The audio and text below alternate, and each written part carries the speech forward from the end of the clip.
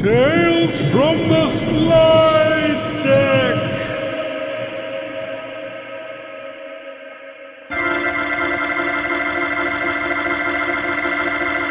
That was a perfect thunderclap. I know. Whoa. Okay. All right, guys. Welcome back to Tales from the Slide Deck. I'm Zach. I'm Ryan. Yeah, nice. I'm Tay-Rob. All right. So this is an episode I put together. It is... well, how's everyone doing, actually? Let's do a check-in before we start the episode. Let's You're check break checking us here. Yeah. You're edging I didn't us. see the red light. I'm edging you guys for sure because we've been staring at this screen for a little bit of time too. Motherfucker, am I ready for a squeakquel? But yeah, I'm doing good. Cool. I can speak for Taylor. He's doing great. He's doing fantastic and eager and ready, on edge, some might say, for a squeakquel. This is a squeakquel too. I mean, I teased it in our Jamboree episode where we all did a little taste test. Jamboree might have been by location. I think it might have been to the end of by location. Yeah. But you teased this. I teased this. I did tease this. So this is my... You've been edging us for months now. Yeah. I'm a master edger. This is The Last Perfect Man Part 2. Do it in the World Series. I mean, before we get to the subtitle, I feel like you're pulling a Final Fantasy on me. Yes. The Last Perfect Man Part 2. As if There's there was- more? Yes. Actually, there's 24 more. 23 more. Yeah. From what... Well, Wait, okay, if we what, do the math, 25 because more? we talked about Yeah, what did we cover in the... Felix Hernandez's perfect game was the center of our episode. Okay. But Yeah. to predate that, we talked about the it slips my mind, but the pitcher from the White Sox that pitched a perfect game against the Mariners that exact same year. Uh-huh. Yeah. And then we finally did the episode with I'm sorry, I lied to you. Felix Hernandez, the meat and potatoes of our episode, was not the last perfect man. It was Domingo Germán, who had pitched a perfect game in 2023. But he was a very imperfect man. Gotcha. He was suspended for abuse and then came back, and then he was suspended again for drug and alcohol abuse. Oh, the other was physical abuse? Domestic. Yes, domestic abuse. Gotcha, Yeah. gotcha. My bad. Yes, exactly. So after his perfect game, he only pitched maybe 10 other games in the Major League Baseball, but he did it for the Yankees and he did it against the Oakland A's. So it was a very... That's a real asterisk. Pretty much an asterisk. It was the most recent perfect game, but it was not a perfect man committing a perfect game. So that was kind of my little catch there was like, yes, there was a more recent perfect man. Felix Hernandez was not the last perfect man, but he may have been the last man that seemingly was perfect in the eyes of his career, in the eyes of his social life, and how he was looked upon with the franchise and the organization and the game of baseball. So that sets up, there's always going to be a catch with this title being the last perfect man. Because there's always more perfect men. There's always something game. wrong with being perfect. It's a very subjective idea, right? Mm-hmm. But the second part is where we're going to start. And this is my like homage to the great Stu Gatz from the Levitard show, is always to elevate it.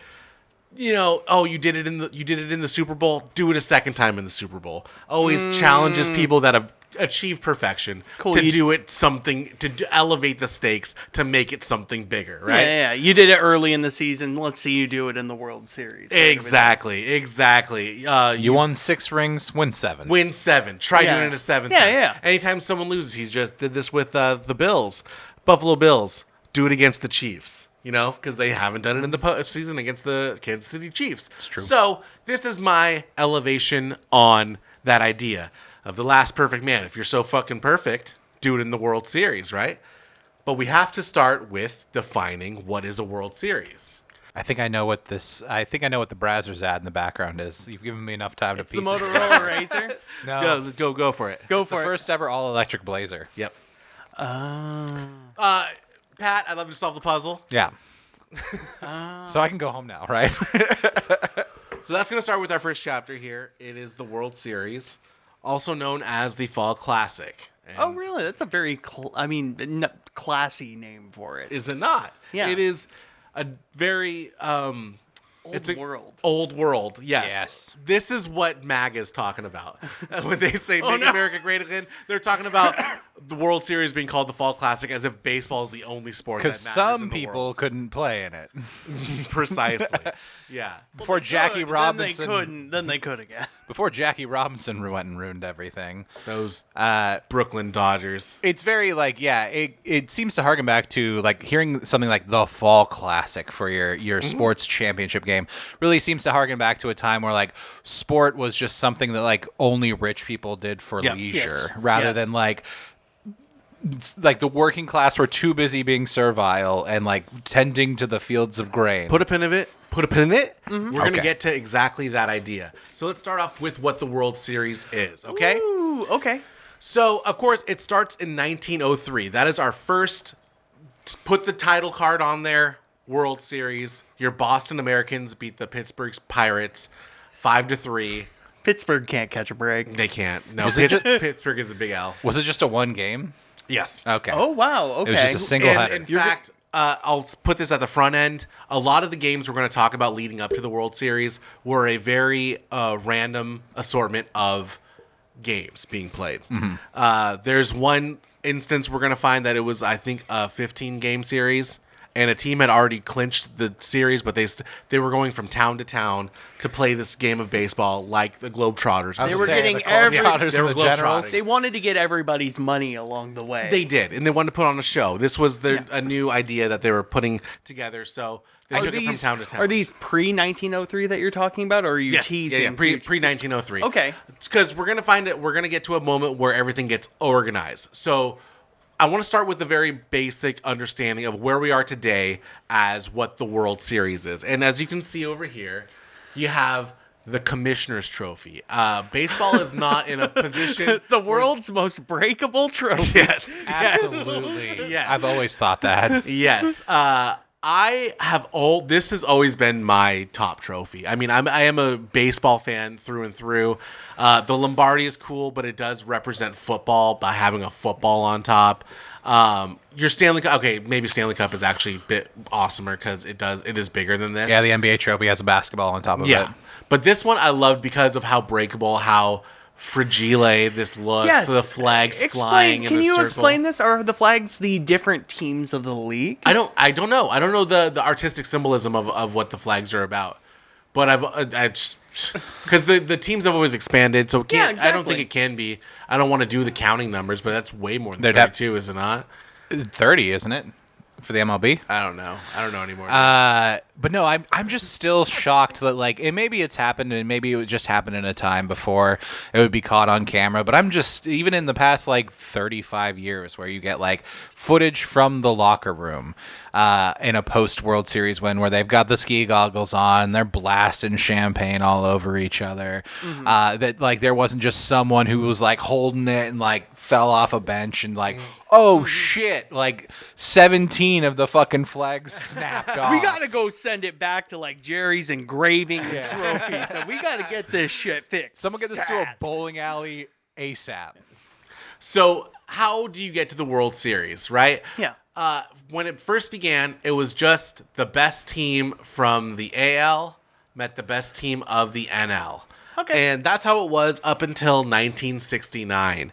And in 1969, they determined that there would be a best of each league that would occur. A playoff. A playoff would start.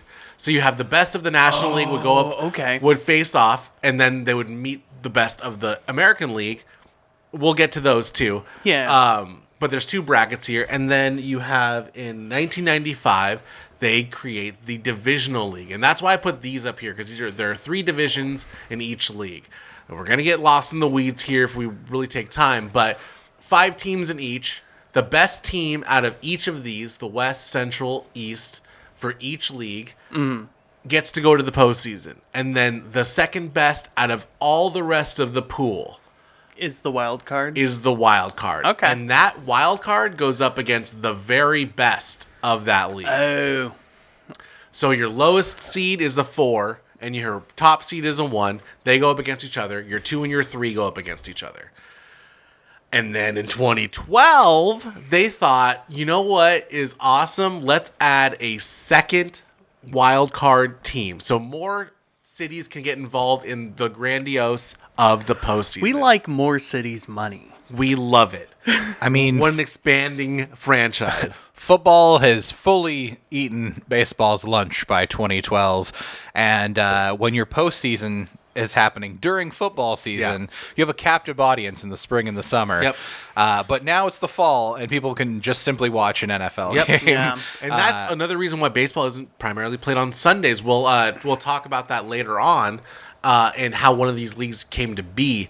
But to fight against football, baseball was decided not If to we be let played on baseball. if we or let on more Sundays. teams into the postseason, that's guaranteed more people that'll Yes, be watching. more cities will be more involved with our Especially since you can have like some weird dichotomies. Like, there's been some in the 90s, Seahawks weren't doing fuck all. Yep. But the Mariners were fucking exciting. Yep. So if there was like Fall came around and they were in the postseason. in that's your fault. '95, if you have a head-to-head on a Seahawks game versus a Mariners game, you know which one you're going to be watching. It is very fascinating to me, and I know we don't want to get lost in the weeds on these, No, you're but fine. at this the sense of the World Series from its infancy to growing through the eras of baseball as we know it, as you know it much better than I do, but just the fact that the playoffs kind of expanded out. I always Yeah. assumed that I always assumed it contracted.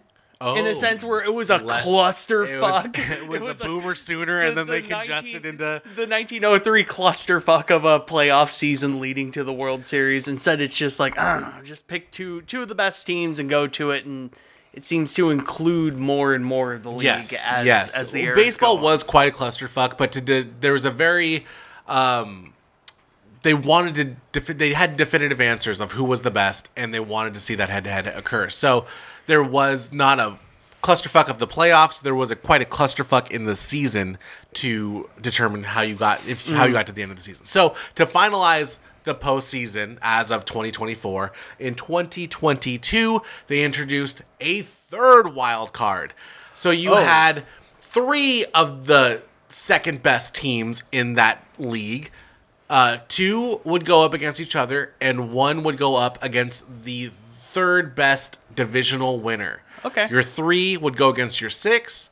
5 and 4 would go up against each other, and that is how the Seattle Mariners got to break their curse of a postseason drought. It's true.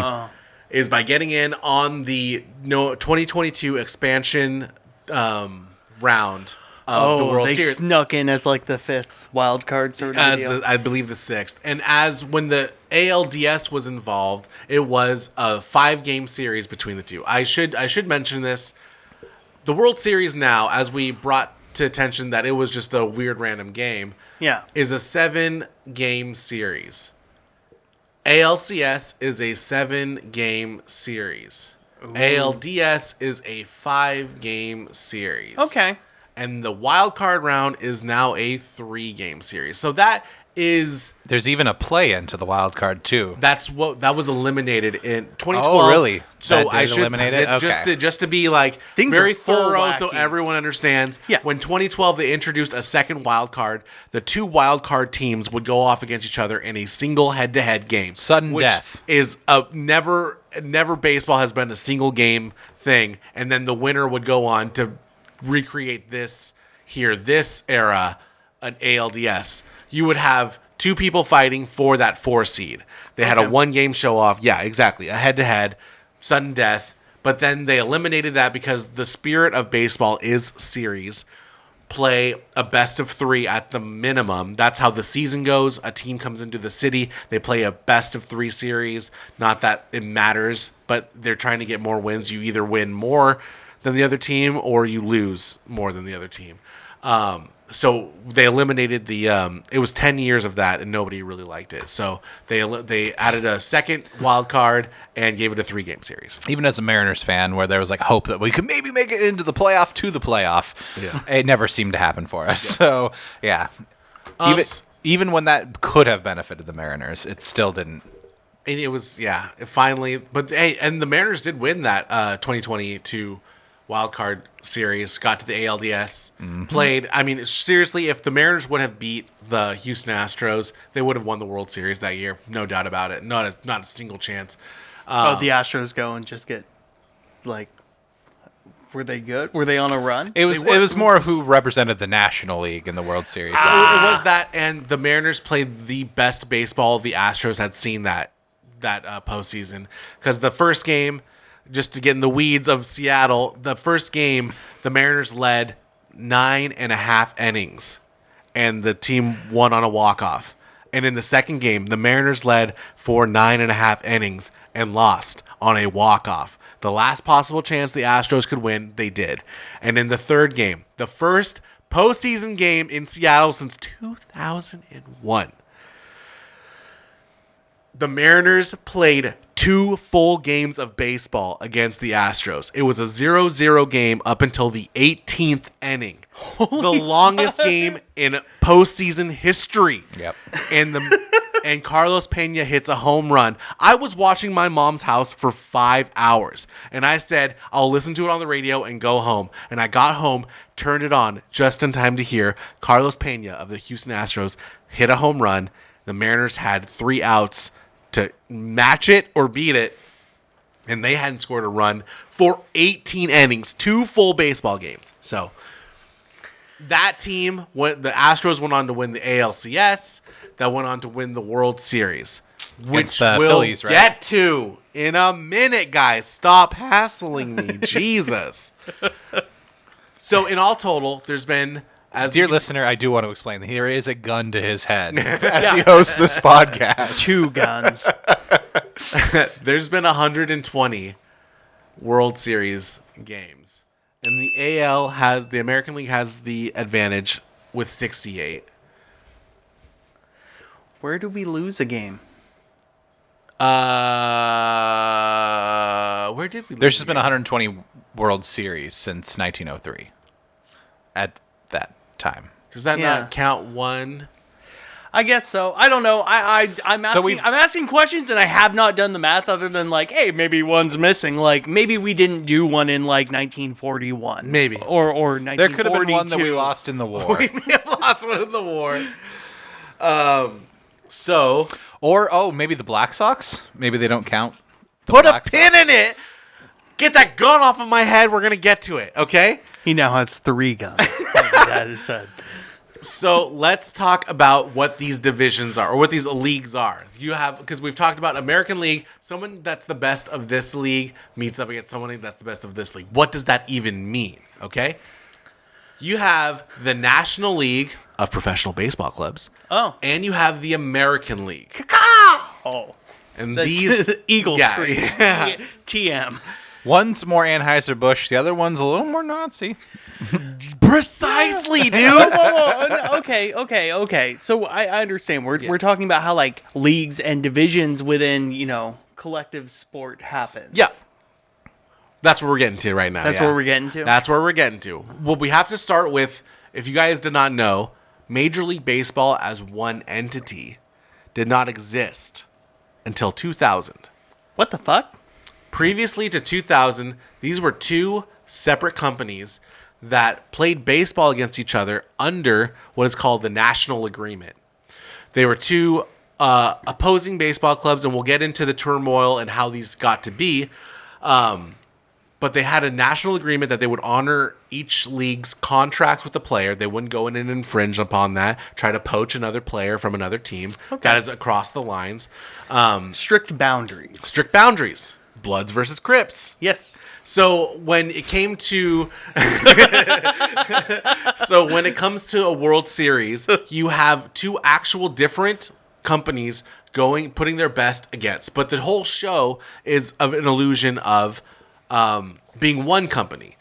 And when I think about, like in football, if I think about NFL and AFL? NFL, AFL, that's how it was 2 companies until they instantly started kissing. They instantly started making out and becoming one NFL and becoming one conglomerate. When did that? If baseball did it in 2000, when did that happen? Or are they still 2 different separate... NFL? Yeah, in the NFL. The NFL inevitably consumed the AFL. I want to say sometime in the 70s. Yeah. Okay. There were not to birdwalk. There were just super get a timeline. There were Super Bowls that occurred prior to the NFL AFL merger. Oh, okay. And then became the NFC and AFC under the NFL. So the national agreement is just a negotiation between the two leagues that they'll play each other in an end-of-season competition that they have their best go up against the other's best in what is an all-star game. I mean, there can only be one. Yeah. You got to pick. You got one crown. You got to put it on You somebody. can't have two world champions. No. You cannot. What is this, the fucking WWE? You can't have a Raw champion and a SmackDown champion. Someone's count. got to be Roman Reigns. One of them don't count. One of them doesn't count. Exactly. So you have to figure out who's the best of the best. And I mean, as technically the American League, not to have my own bias show, but technically the American League has the edge over the National League. Mm-hmm. But How so? they've won more World Series. So let's talk about the formation of these two leagues. We have to start with what is the oldest, the National League, where a man named Nick Offerman. William Hubert wanted to make his own league without blackjack and hookers. Seeing They were- dying in the picture to the right, like moments before he shuffled off the mortal wanna coil. take That's after he shot the Archduke Franz Ferdinand. That's him being arrested. You guys want to take a stab at the baseball name on the right side here? The Buffalo Slur, in parentheses slur. The Buffalo Redacteds. No, the name of this player, the old-timey baseball player. You have here with Wild Booney. I'm gonna say Eustace Von Stevenson. That's pretty good. That's a pretty good baseball name. His name is Davy Force. Nice. Pretty cool. Pretty cool. It's a pretty good name. That's pretty good. That's just a good name all around. You could be an action movie star. You could be any athlete. My name's. You could be British. You could be My British. name's Davy Force. So, if we want to talk about baseball coming into its own, we have to talk about what Taylor brought up earlier is the transition of amateur sports coming into professional sports and companies owning teams and profit being distributed to the players being paid for their efforts, all of these parts, all these stepping stones that get you into what we have today as professional sports, where now they have luxury planes that they fly from town to town in, and now you have uniforms that they have laundry service. There's stepping stones that get us to that part in professional sports, and the beginning stepping stones is deciding that you're going to start paying your players. And That's a big move, though. Exactly.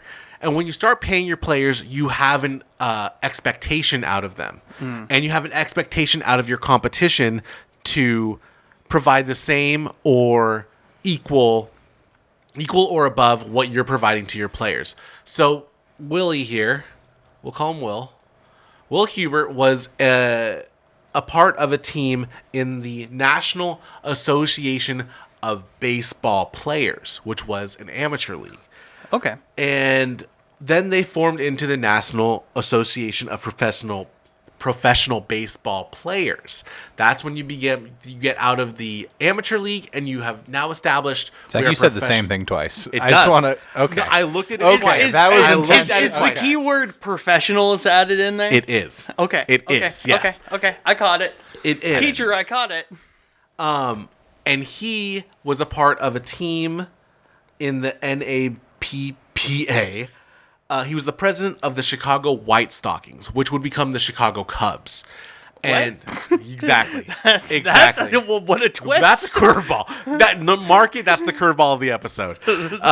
He was president of the White Stockings in Chicago, and he was tired of players, much like Davey over here, of jumping ship to another team year after year. Davey here is the perfect free agent. He would sign a contract, play his heart out, and another team would come to him and say, "We like the cut of your jib, boy, and we want you to play for our team." And he'd say, "All right, cool. I don't give a shit." And he How would much you paying? Yeah, exactly. And he would break his contract with a team to go play for another team. Unheard of. This is America. You can't make a man play baseball for you. One thing you might have mentioned it. What era is this? Is this like 1880s? I don't think I did. Let's start at 1871. Okay. That's when we go legit. That's when we're paying our players, and that's when we're having stadiums built in the name of us. Davey was the straw that broke Willie's back. He was tired of this guy just bouncing around and all the other companies, all the other leagues just being like, yeah, we'll poach that guy off of you. We'll poach him. Davey loves making money. Davey loves making money. Davey played for, he played 12 seasons and he played for 9 different teams over those 12 seasons. God forbid a laborer be compensated for their Precisely. for their labor. You know who hated power to the people was Will. Will, he also hated fun. Yeah, he looks it. Real capitalist. Real capitalist. Hates fun.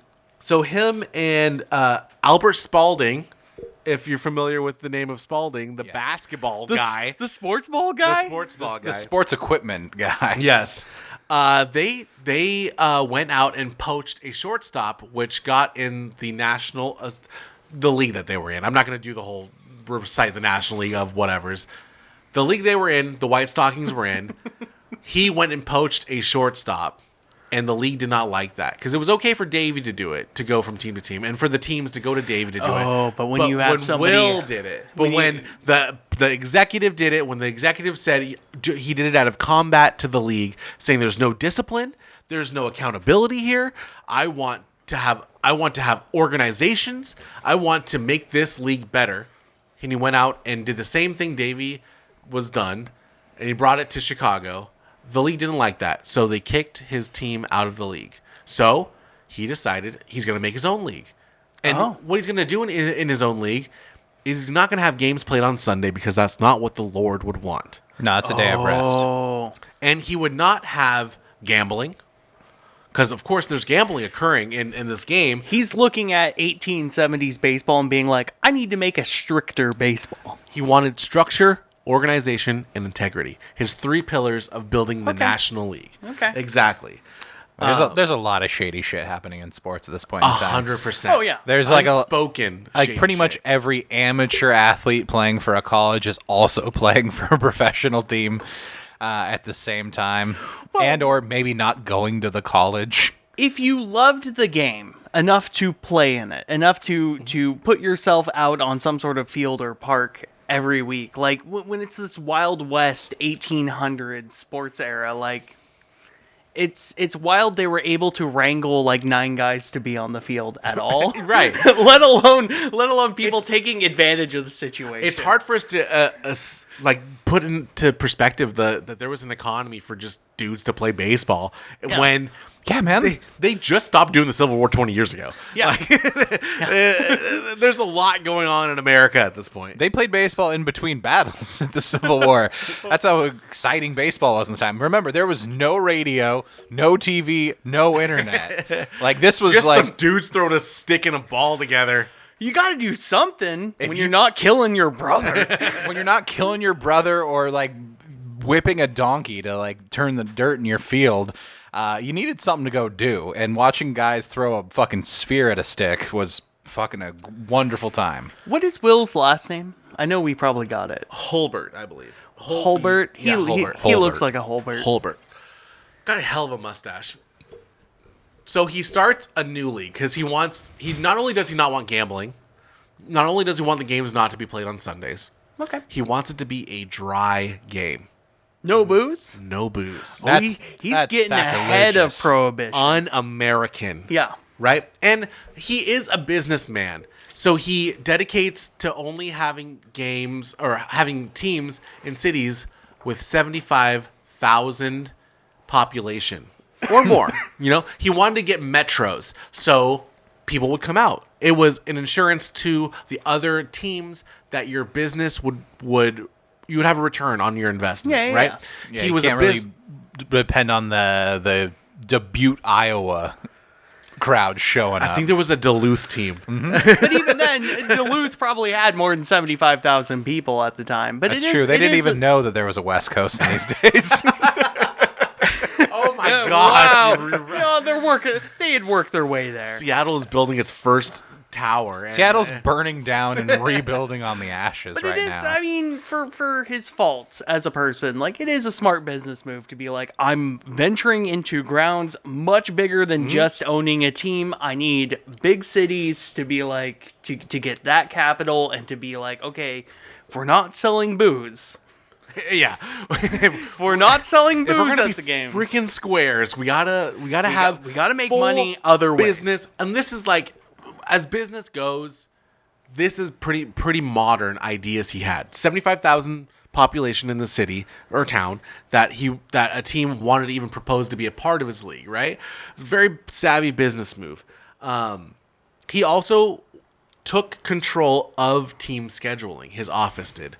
Where before, each team would individually schedule, I'm going to go to Canton, Ohio. I'm going to go to Philadelphia. I'm going to go to Bangor, Maine. And I'm going to play these teams. And are all these, I mean, I assume baseball had your, like, because, what's it called when you play, like, 5 games in A series, A yeah, series. yeah. Yeah, like, we'll go to Maryland and we'll have a series there, you know, because it costs a lot to travel. And You gotta get on a fucking train. And it's, we at best on a train, if not, you know. And that's what came to be a problem is they were making a business that was very, I relate it to when marijuana became legal in Washington. You're taking people that were doing it in an illegal industry, making them legit, and expecting them to live up to expectations of a legit business.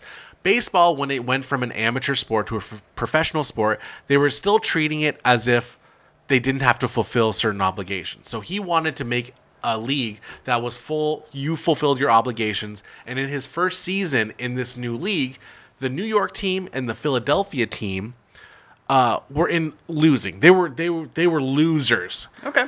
And they decided This happens. they're not going to travel to the next city to play the next series because it's cheaper as a franchise just to stay closer, play a local yokel, and then, put on a show for some locals rather than go from city to city. And that was against what his plan was. You need to fulfill your obligation to take your show to a new city. I told you had to go to Maryland. I told you had you- to go to Baltimore. I told Paying you to go to Maryland. You're going to Baltimore. You're going to like it. And you're going to win. So that forced him to expel the 2 biggest markets, Philadelphia and New York, from his league, per the charter of the league, which was a lot. He was faced with a lot up until his demise in, I believe, 1982, 1983. 1983, he made this league, and after 4 years, 5 years, 6 years, it was 6 years, he had passed away. But he put the framework in for what would become Major League Baseball, and he was faced with a couple other problems that occurred.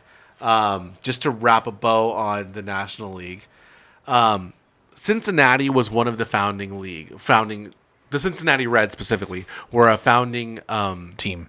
franchise in the National League. Yes. Okay. And they, the population of Cincinnati was full of Germans that really liked beer. And the Cincinnati franchise thought, we got to capitalize on this. Oh. So they started selling beer on Sundays at their games. And, this is the 1880s. They were also selling chili on top of spaghetti. It was fucking madness. Yeah. There's chaos in Cincy. They make you drink out of a boot. Pretzels as far as the eye can see. So, old Willie H. here, and one of his last deeds as the commissioner.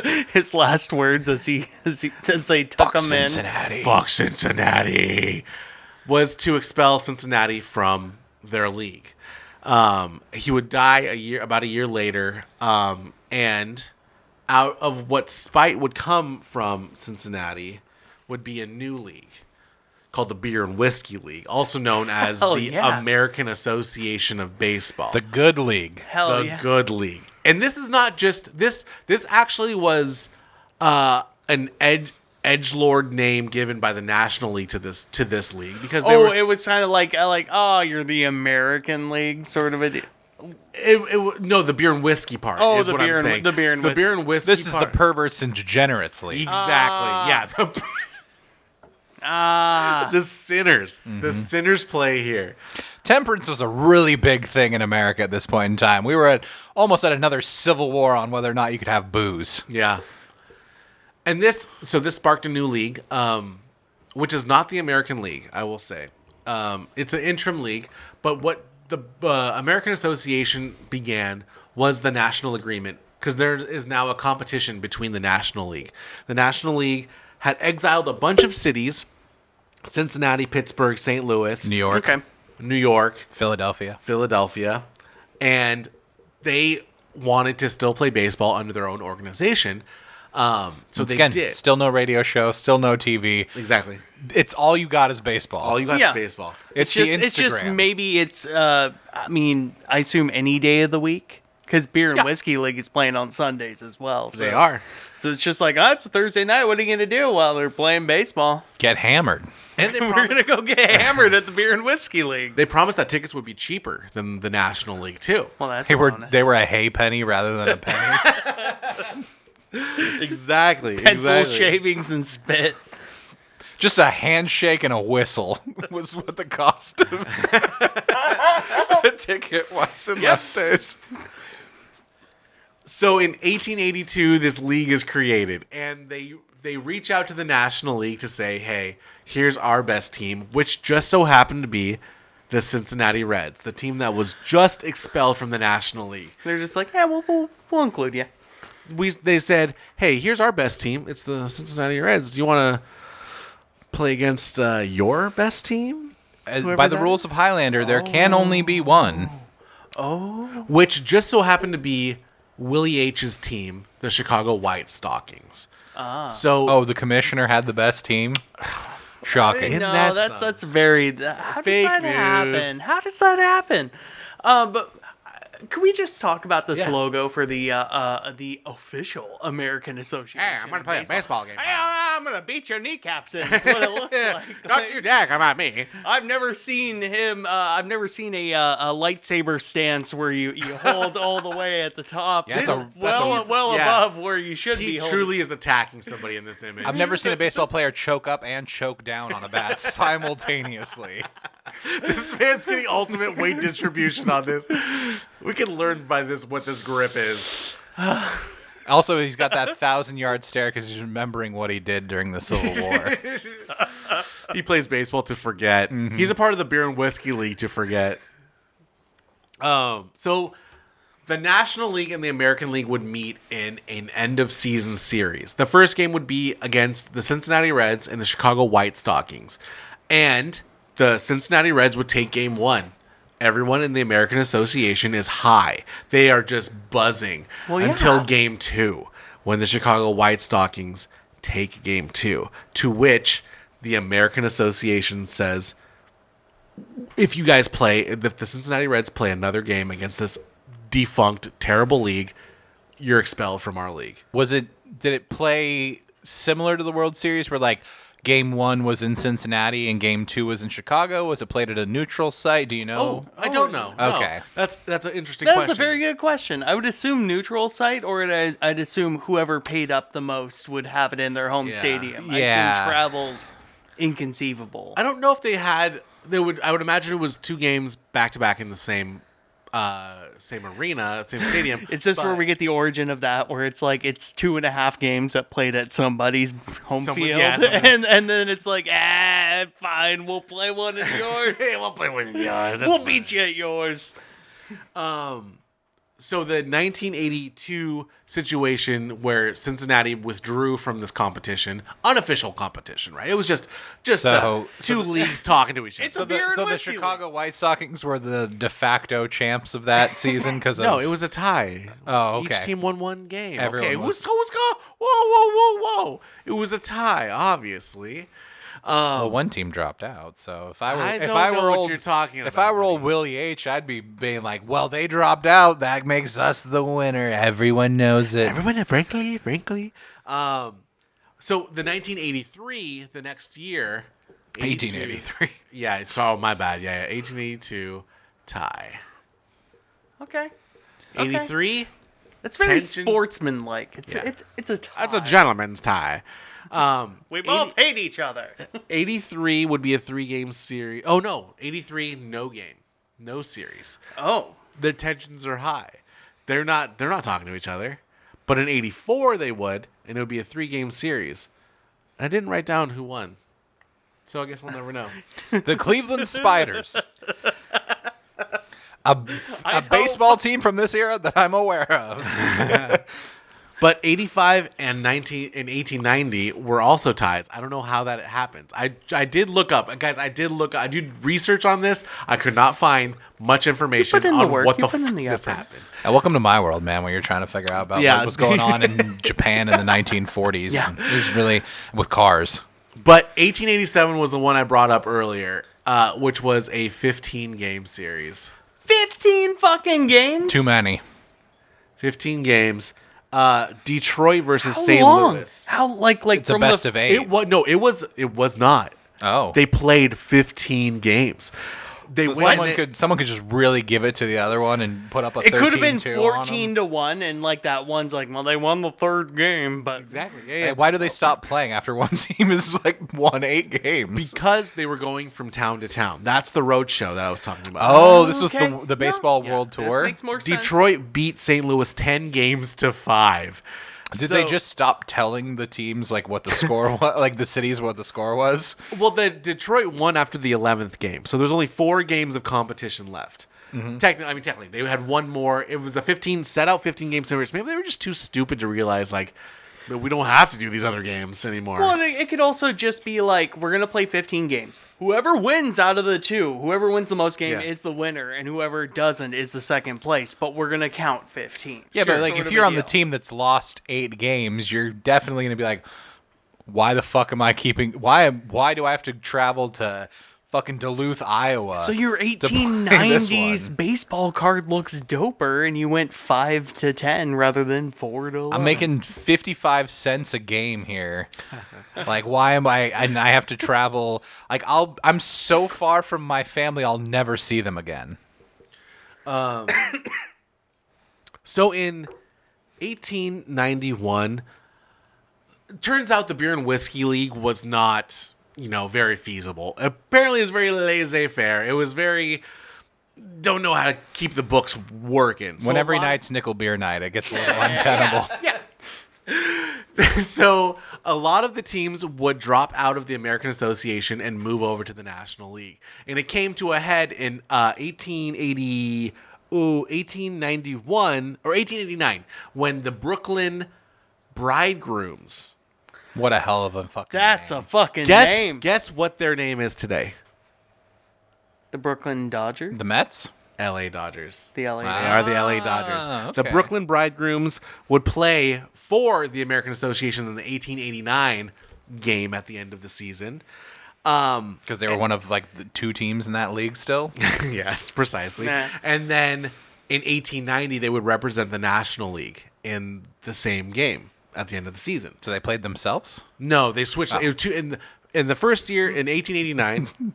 They would play under the American Association, and then 1890, Then they left the league. Then they left the league. Were still a great team and played against the American League or American Association in that same very game. Then this would halt everything between the leagues, and the American Association would fall out. Not enough teams, not enough competition. Kind of the writing was on the wall. But out of the ashes comes a phoenix, right? Or maybe an There's eagle. always a vacuum to fill. So this is the stable era. Are we laughing at him? Please tell me Yeah. its name. Please tell me its name.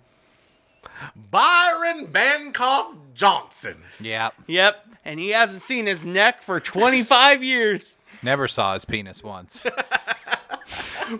He can't move his head. His neck does. Yeah, he He can't. can't swivel. He's got to use his eyes. He's like a shark. He can only ever look forward.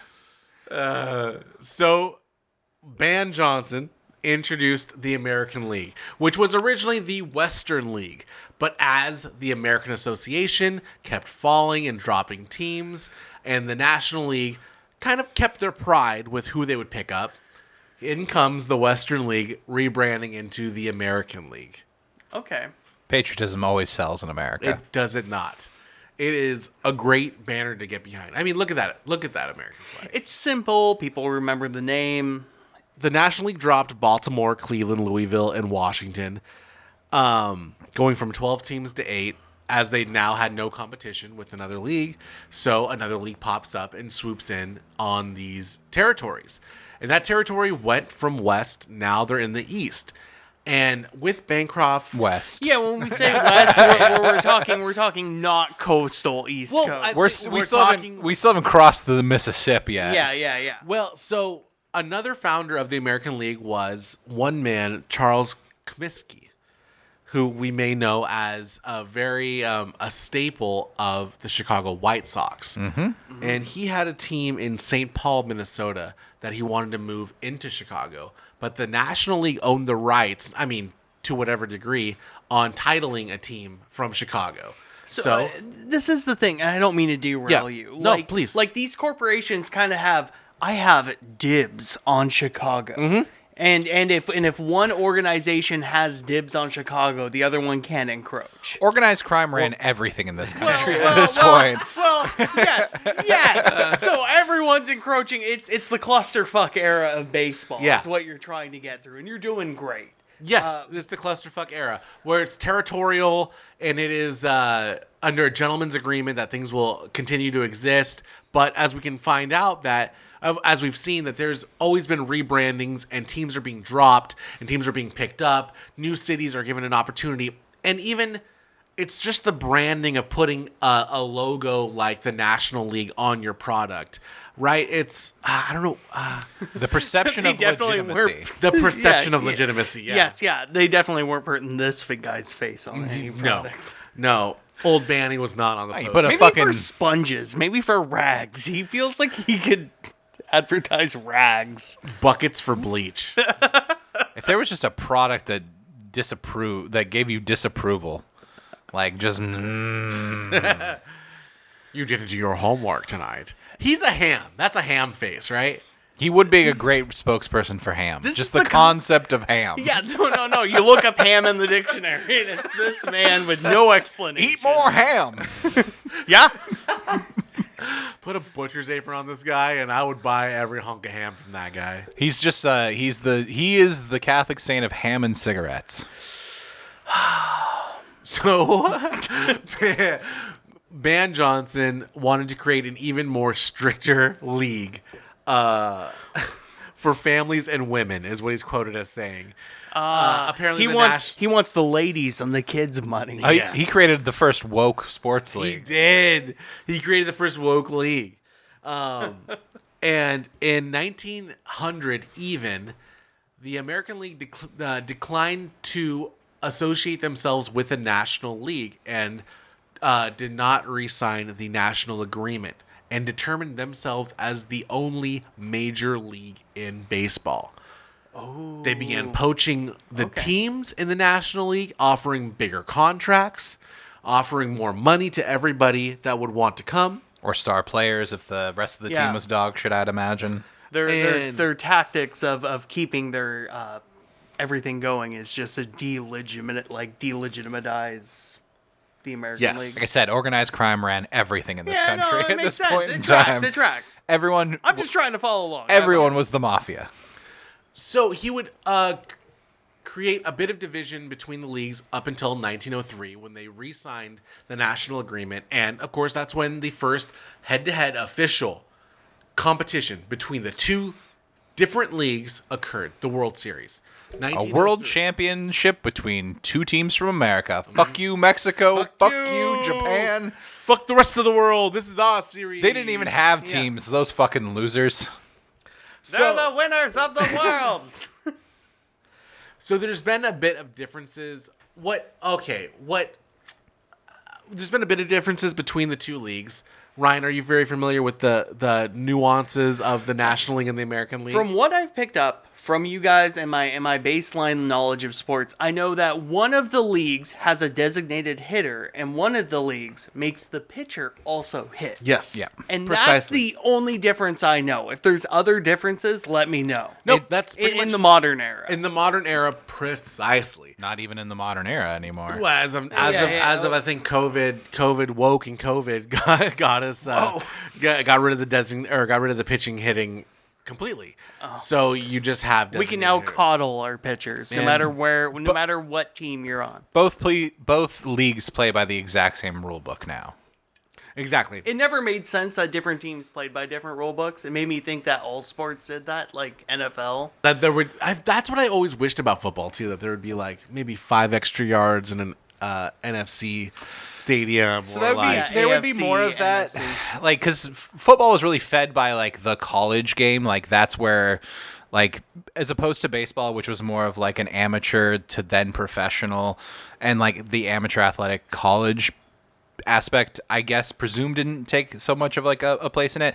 But in football, like the college game really set all the precedents for what the game would be in terms of like the forward pass, a first down, things of that nature. You also had like the thumb of like the president in Teddy Roosevelt help setting the rules before like the pro leagues really got up off the ground.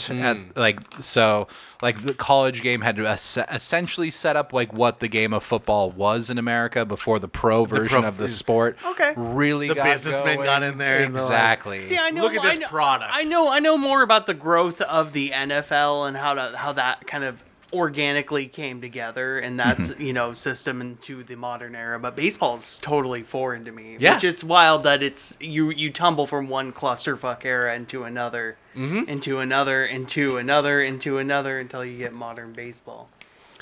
One of the other things that Bancroft established his league on was discipline in the umpire sector. Respect for the umpires. Boo. And that was one thing that he founded this league What does on. that mean though? Like hiring the best umpires? Exactly. Can't And scream at them. We will get into a lot of that in a little bit. Okay. But to talk about old-timey baseball, and especially that Bancroft founded this league with Charles Comiskey, we need to talk about the 1919 Black Sox. the Bizarro White Sox. Yeah, Bizarro is a great way to put it. So the 1919 Black Sox. Anybody familiar with this? No. You are, Taylor, you are? Not until I was like older and later in life. Sure. I as a dumb kid, I thought that was like a third Sox team. Right. Like I thought there was like, oh, there's the Red Sox, the White Sox, the Aqua Sox, and the Black Sox. Don't forget about the Black Like, I Sox. shouldn't, I like- did this too because Yeah. I knew nothing about sports. Yeah, I thought there was just like I did this. 50 different fucking Sox teams. Yeah. And like the Aqua Sox were in the MLB somehow. It's like, oh, cool, we can get tickets. Dude, it's really cheap, an too. MLB game. I mean, the stadium kind of sucks, but it's all whatever. I gotta do is read 2 books this month, and I can go. And I can go to an MLB game. Union night at the White Sox was my heaven, man. And then, dude, when I finally turned 21, White Sox games were pretty awesomer. I have not gone Oh, to yeah. a White Sox game since I was like... Or Aqua Sox. None of us sorry. have been to a White Sox Yeah, game. yeah. Sorry. But no, I know nothing about these 1919 Black Sox. So the Black Sox is not a term for the name. It's not the moniker of the team. No. It is because Charles Comiskey was too frugal to afford laundry service for the team. So they'd wear the same uniform on multiple occasions, and the jerseys would become dark. So the term Black Sox were just like and it's not indicative of the scandal too. I was to say I did not know that it predated the It scandal. did. It predated the scandal. The Black Sox, or the Chicago White Sox, in 1919 threw the World Series for gambling. What? Yes. Bookies offered them more money.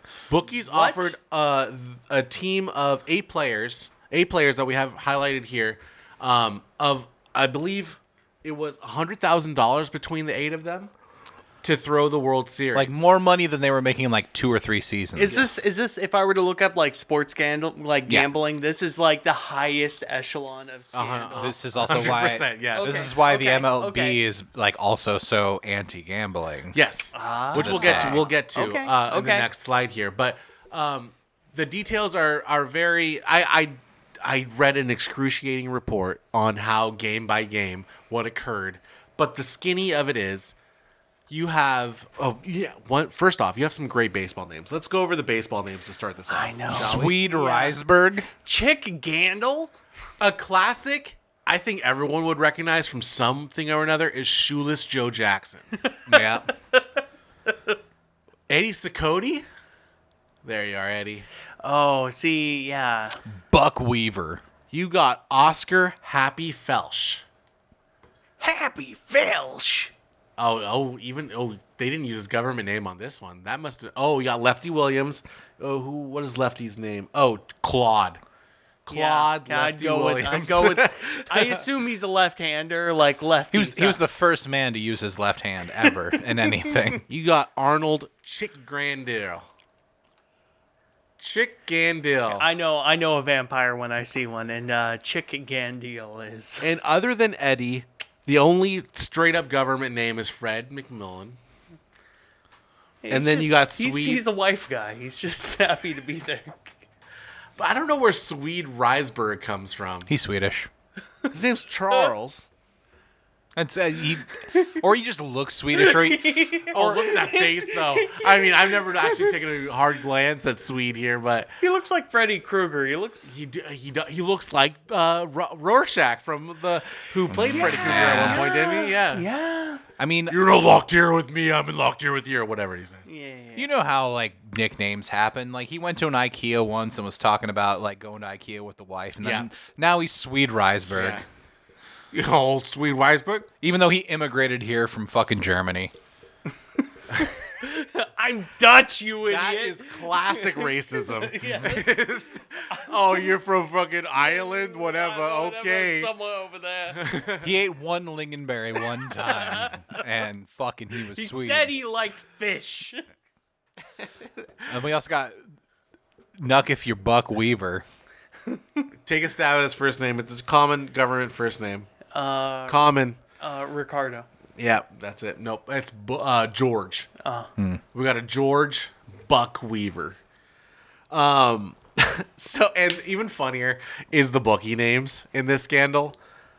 Are all these men that have their name implicated? Are all those men implicated in the gambling? Yes. Not only implicated, but like proven to have Proving guilty. to have taken pay. I was Admittedly guilty. using the royal implicated. Like, Yeah. yeah. The bookie's name was Joseph Sport Sullivan and Sleepy Bill Burns. So what had occurred was getting lost. Everyone's got such a good name in this. Yeah. Once again, if I can just stop Please. and reiterate, organized crime ran this country during this period of time. Yes. Al Capone is out in these streets. It sounds terrible to live in, but looking back, it creates a lot of great names. Does it not? When dudes had nicknames? Yeah. Like, come on. Or at least, like, openly known as a nickname. Some of these people, you're just like, is that a nickname, or did your mother actually name you that? Yeah. Fred refused a nickname. Fred was like, on my dead body, you'll give me a nickname. He arrived from Ireland literally 6 days before this photo. He just stepped off a boat and started swinging. Yeah, he had a 2x4 on the boat, too. Just getting his arms ready for it. He was crushing dingers with potatoes on the transatlantic voyage. Okay, so just to give a skinny on what happened here in Game 1 of the World Series, oh man, Cicotte would hit his first batter as a pitcher. The 3 of the 4 pitchers they're using in this World Series were on the books here for the gambling. That's the best way to throw a baseball game. Is it not? You Is it not? you have to have the lock pitchers in on your board. commanders, and then you'll be able to. Yeah. Yeah. So they cheated the hard way. Exactly. They had to lose. They were choosing to lose, which was very hard to put off a show that you're losing. Yeah. And incredibly it was 2, because I think it's game 4. They were also trying to lose, but the starting pitcher threw a 3-hit game. He did the best job he could to not have this team lose. Impressive. He knew, like, hey, guys, the heat's on the pitching crew. The batters, it's your fucking turn. Batters and fielders, this is your game to lose. I know these 2 other jabronis have really shit the bed, but I got your back tonight. You got to make some errors tonight because, like, the heat's on. But so that starting pitcher did not know the fix was in. So he pitched the best game of his life and counterintuitive to what everybody else in the clubhouse was trying to do. Impressive. I want that movie. You do, right? You want the guy that's I want that movie where bumble it's fucking around, that just not 24 knowing. hours. Just like, fuck, man, it's on me. I got to be the one to step up. Cody's This just team's like looking like shit. he's I'm just ripping a trying to heater pitch. in the locker room, just like he can't pitch a good game. He cannot pitch a good game. He'll take my kneecaps if he pitches a perfect game. This dude's pitching a game where there's like 18 Italian dudes just glaring daggers at him Yeah. right behind Smacking home plate. newspapers How on their can we hand. get Joe in on the deal? It was fantastic. It was a fantastic example because even after the first game, reporters were going up to Comiskey to say like, "Hey, we think your players are trying to throw this series because the White Stockings had been so good all season, only to go against the Cincinnati Reds and start losing their cool. All of them, multiple players. 1 player, okay, we can understand that. 2 players, that's a fluke. 3 players, there's something here. So there's something happening with travel. 4 players, what's going on here, guys? What's happening? Yeah. So reporters are coming up to Comiskey to say, like, we think there might... And, of course, as Taylor has Something been saying all stinks episode, crime mobs were running this country. So they're like, "Sir, are crime mobs running this game? Are you Yeah. throwing this game?" Well, Comiskey wasn't in on it, Oh, of course. presumably. No, of course not. But regardless, everyone turns a blind eye to it. And in fact, it wouldn't be until the very next season that an investigation would be put in on this. Okay. A full year These of baseball things take played. time. We were really busy. But somebody had enough of a case to be like, But hey, even nope, we're Interesting. following this. I'm spending there's 2 years one of my life. reporter in the back just like, there's something wrong here. I'm going to spend the next year just dedicating to finding out what happened here. Something There's a about Eddie shitload of Cody. dead bodies turning up in the streets everywhere in this city around this time. But fucking, I know something was off with that baseball game. Holy shit, this is World's Fair time, isn't it? No, this is like 20-something years after the 1893 Okay, Columbian okay, Exposition. okay. But this is like literally like Al Capone is in these streets. Yeah, like it's it's- 1919. Yeah. We're like months away from Prohibition and like organized crime running everything in this country for like 10 to 12 years. I forgot we're also like just after World War One, And the Spanish Yeah. flu. And in fact, Ryan, thank you for bringing that up. This was an even harder feat for the Chicago White Sox to pull off because due to the popularity of the game, because as Taylor's been saying all episode, there was nothing to watch. There's no TV. There's no radio. They expanded this to a 9-game series. They had to ensure over the course of 9 games that they are competent enough to play baseball. They had to but lose one more incompetent- game. Incompetent enough. But that's the thing. It would be one thing if it was the entire team and organization is in Yes. on it. But instead, you have such like you have amongst us. You have there are 6 players amongst your team that are trying to sabotage this entire series. Like, what's the inner turmoil there? I know nothing about this. Right. I don't. I'm sorry if you're getting hung up on it. No. Stop. Well, this is a stepping stone to our next part of the episode. But enough players were in on it that you can only really. I mean, baseball is as like the Harlem Globetrotters put on a performance. We're seeing today the Savannah Bananas are doing the same kind of theatrical play on the sport. So you're able to interpret the game a little bit differently, knowing this person's being theatrical, this person is not catching on purpose for the sake of the theater. This person is throwing this ball this way for the sake of the theater. Yeah. this was a different time when that wasn't really shown, but it was also still believable that you could sell that. Oh, which happened this year. Wouldn't you know it? I tripped over my laces in center field and I missed the obvious pop fly. Pro wrestling Exactly. was still kind of real in these days. To give like Yeah. like No. I get how somebody could fake their performance, but Yeah. I assume we have some. The fact that this was investigated at all makes me think there's some bad actors in this Yes. bunch. There are was some a- people that cannot perform the faking it of losing it. well, and also too like this is America's pastime.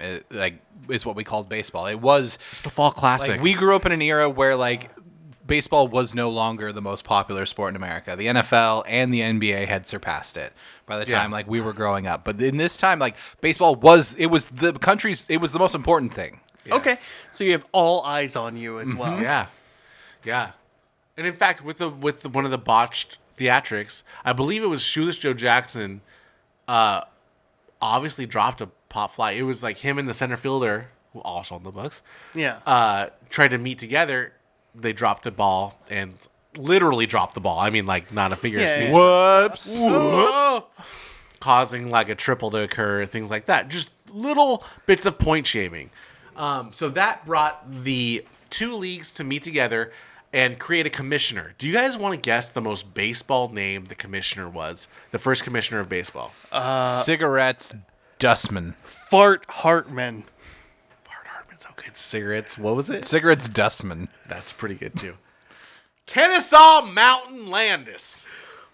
Holy shit. That's not like a. That's a location, really. feel like that a feels li- like a I feel like a roadside lightning- attraction. Yeah, or a lightning bolt struck like 3 miles from here.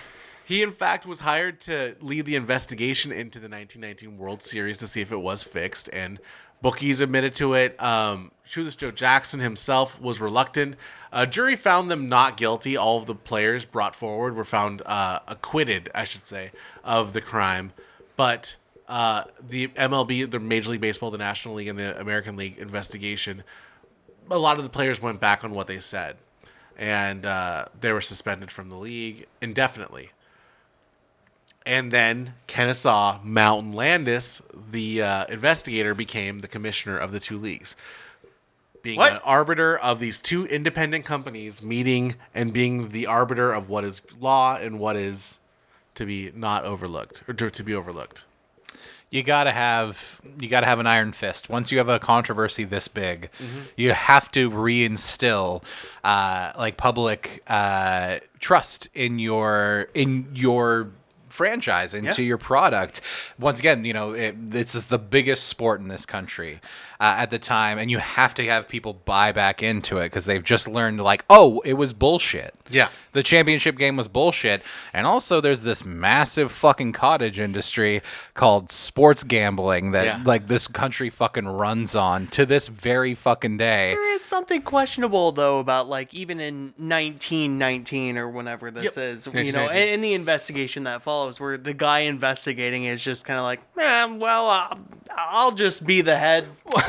I guess I'm good at investigating corruption in baseball, so I'll be the top guy that investigates all your corruption and keeps you all in check. What if I was the emperor of baseball? Yeah. I'm your king now, right? Yeah. I found all this out. So, what that led baseball to do, the game of baseball, is to create Rule 21. And if you want to pause and read all that Holy nonsense, cocksucker. I've seen less rules on a Magic card. I've seen shorter user agreements. it is just an overall, you're going to play the game competitively. You're not going to you're not going to compensate another team other than their salary. I think subsection D kind of really touches on a lot of it. Yeah. Subsection D, gambling. Gambling, Any player, going through umpire, or club, league, or official, or employee who shall bet any sum whatsoever upon any baseball game in connection to which the bettor has no duty to perform shall be declared ineligible for 1 year. W reading. I could never. Yeah. I'm so I'm stupid. seeing I I'm could seeing never. I'm seeing consequences for gift for defeating competing clubs. So it seems to fall on both sides. Yes. Don't throw games for gambling, but also at the same time Don't entice someone to throw a game for gambling, or to don't Yeah. entice the other the team. opposing team.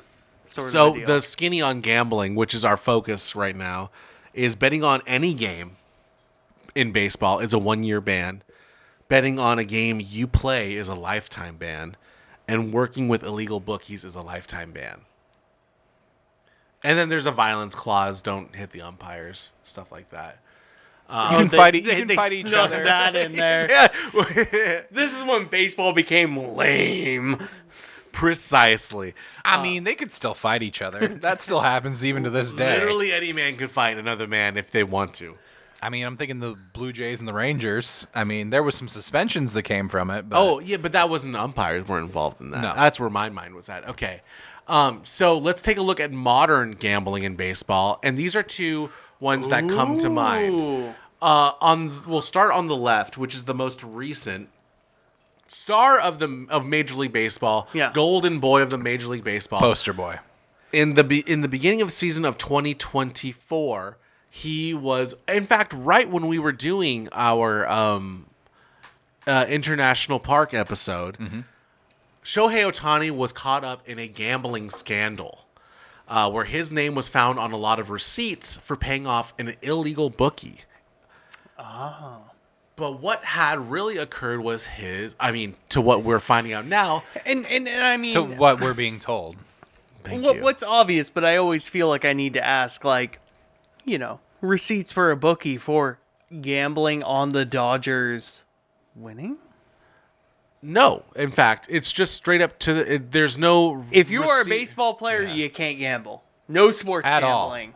No, you On can't, baseball. you can't bet on any games. You can Yeah, bet on on basketball any- games. Okay. You can bet on football games. Yeah. You can bet on horse Baseball races. is the no-go zone. Exactly. You cannot the bet sport on- you're involved in. Yeah, the sport Gotcha. you're You involved You can't in, bet yeah. on any baseball game. Okay. Don't you okay. dare. Even with those DraftKings, none of that. I assume there would be a gray area. Technically, you But probably no, couldn't even none. be in a fantasy baseball league if there's money Whoa. involved. If somebody wants to get that, You can't even bet on backyard. Austin Eckler is very open about his fantasy football on Le Batard show. Yeah. I mean, and it's one of those things where like everyone just sort of like fantasy That's the sport. fun one. Fantasy sports has always been the like wink, wink, Yeah. nudge, nudge Yeah. sports gambling that's Yeah. occurred in America. Sometimes when I'm having a bad day with fantasy football, someone will ask me what's going on, and I will just like have the realization, oh, I'm having the bad gamblings. Like I'm upset because my gambling problem is a problem right now because the thing I'm putting money on is not working for me right now. So Shohei at the beginning of the season, it was right before when they were in Seoul, Korea, South To start Korea. the season. To start the season, a story came out about him being him gambling on baseball, gambling in general, and then gambling on baseball being like a sub thing. Implications that Shohei was gambling on baseball. It was hot off the press. Where it's sort of like big scandal, but also gray area, because I assume gambling in Korea about Oh baseball. no! It was an ongoing investigation from his time in America. Gotcha. Yeah. No. But what we have come to find out, the ongoing story is that his interpreter Ippei Mizuhara was actually the gambler, and Shohei and him had met for him to transfer money from his account to cover his $4 million of gambling debt. Okay. He was trying to help a homie out. Yeah.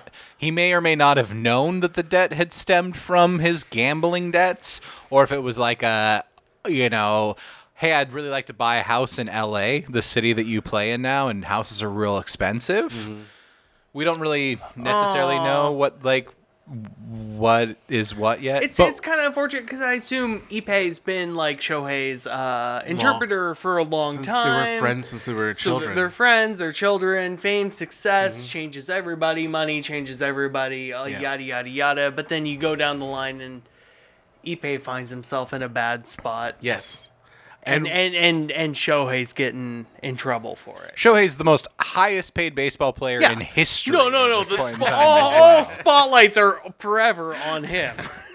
And So what was an investigation into illegal bookie Matthew Boyer, you found the name that is very distinguished of Shohei Ohtani in several wire transfers of $1 million that ended up being under the skies of Ippei Mizuhara. And in fact, about a week ago, somebody leaked a voicemail of Ippei doing an impression of Shohei to cover his gambling. Yeah. We don't have that. We don't have that tape. For So you basically, guys. he was lying to Shohei, being like, "Oh, this is my bank's like routing number," but it was the routing number, It was the as- bank routing number of his bookie. Yeah, it was no. It was even weirder. Him doing an impression like to his bank, saying like, "I'm approving this wire transfer." Hi, it's me, Shohei Hello, Ohtani. it's me, baseball legend Shohei Ohtani. What does Shohei Ohtani sound like? David Lynch? Yes, he does. It's not me. I play baseball. I'm a baseball player. I'm about to say, like, I certainly can't do the impression. Rest in peace, that man. You can do this. It's all about looking at the ball. If you don't know by Shohei's name, dear listener, Shohei is Japanese. He is a Japanese man from Japan. He's played in the Major League Baseball for maybe 6 years, 7 years. Ippei is his interpreter, if I didn't put that on in the front end. Although Shohei knows how to speak English. I mean, Keeping together it's just keeping the homies employed. If I'm coming up, you're coming up. Ippei, you're going to be my interpreter because you went to college in I'm America. gonna piss so many people off because I know nothing about baseball, but I always thought Shohei Ohtani was Korean, but I just never questioned. Oh it. no, yeah. Yeah, no, he's. I just never even like. I mean, there are hot Koreans coming out of baseball now. Yeah. Yes. But Shohei's, it was, to the time-honored tradition of a hot Japanese player coming out of the Nippon League. And also keeping together the grand tradition of a, like, great Japanese baseball player who speaks perfect fucking English, Yeah. who just brings on a translator to be like, I don't want to fucking deal with the media. Yeah.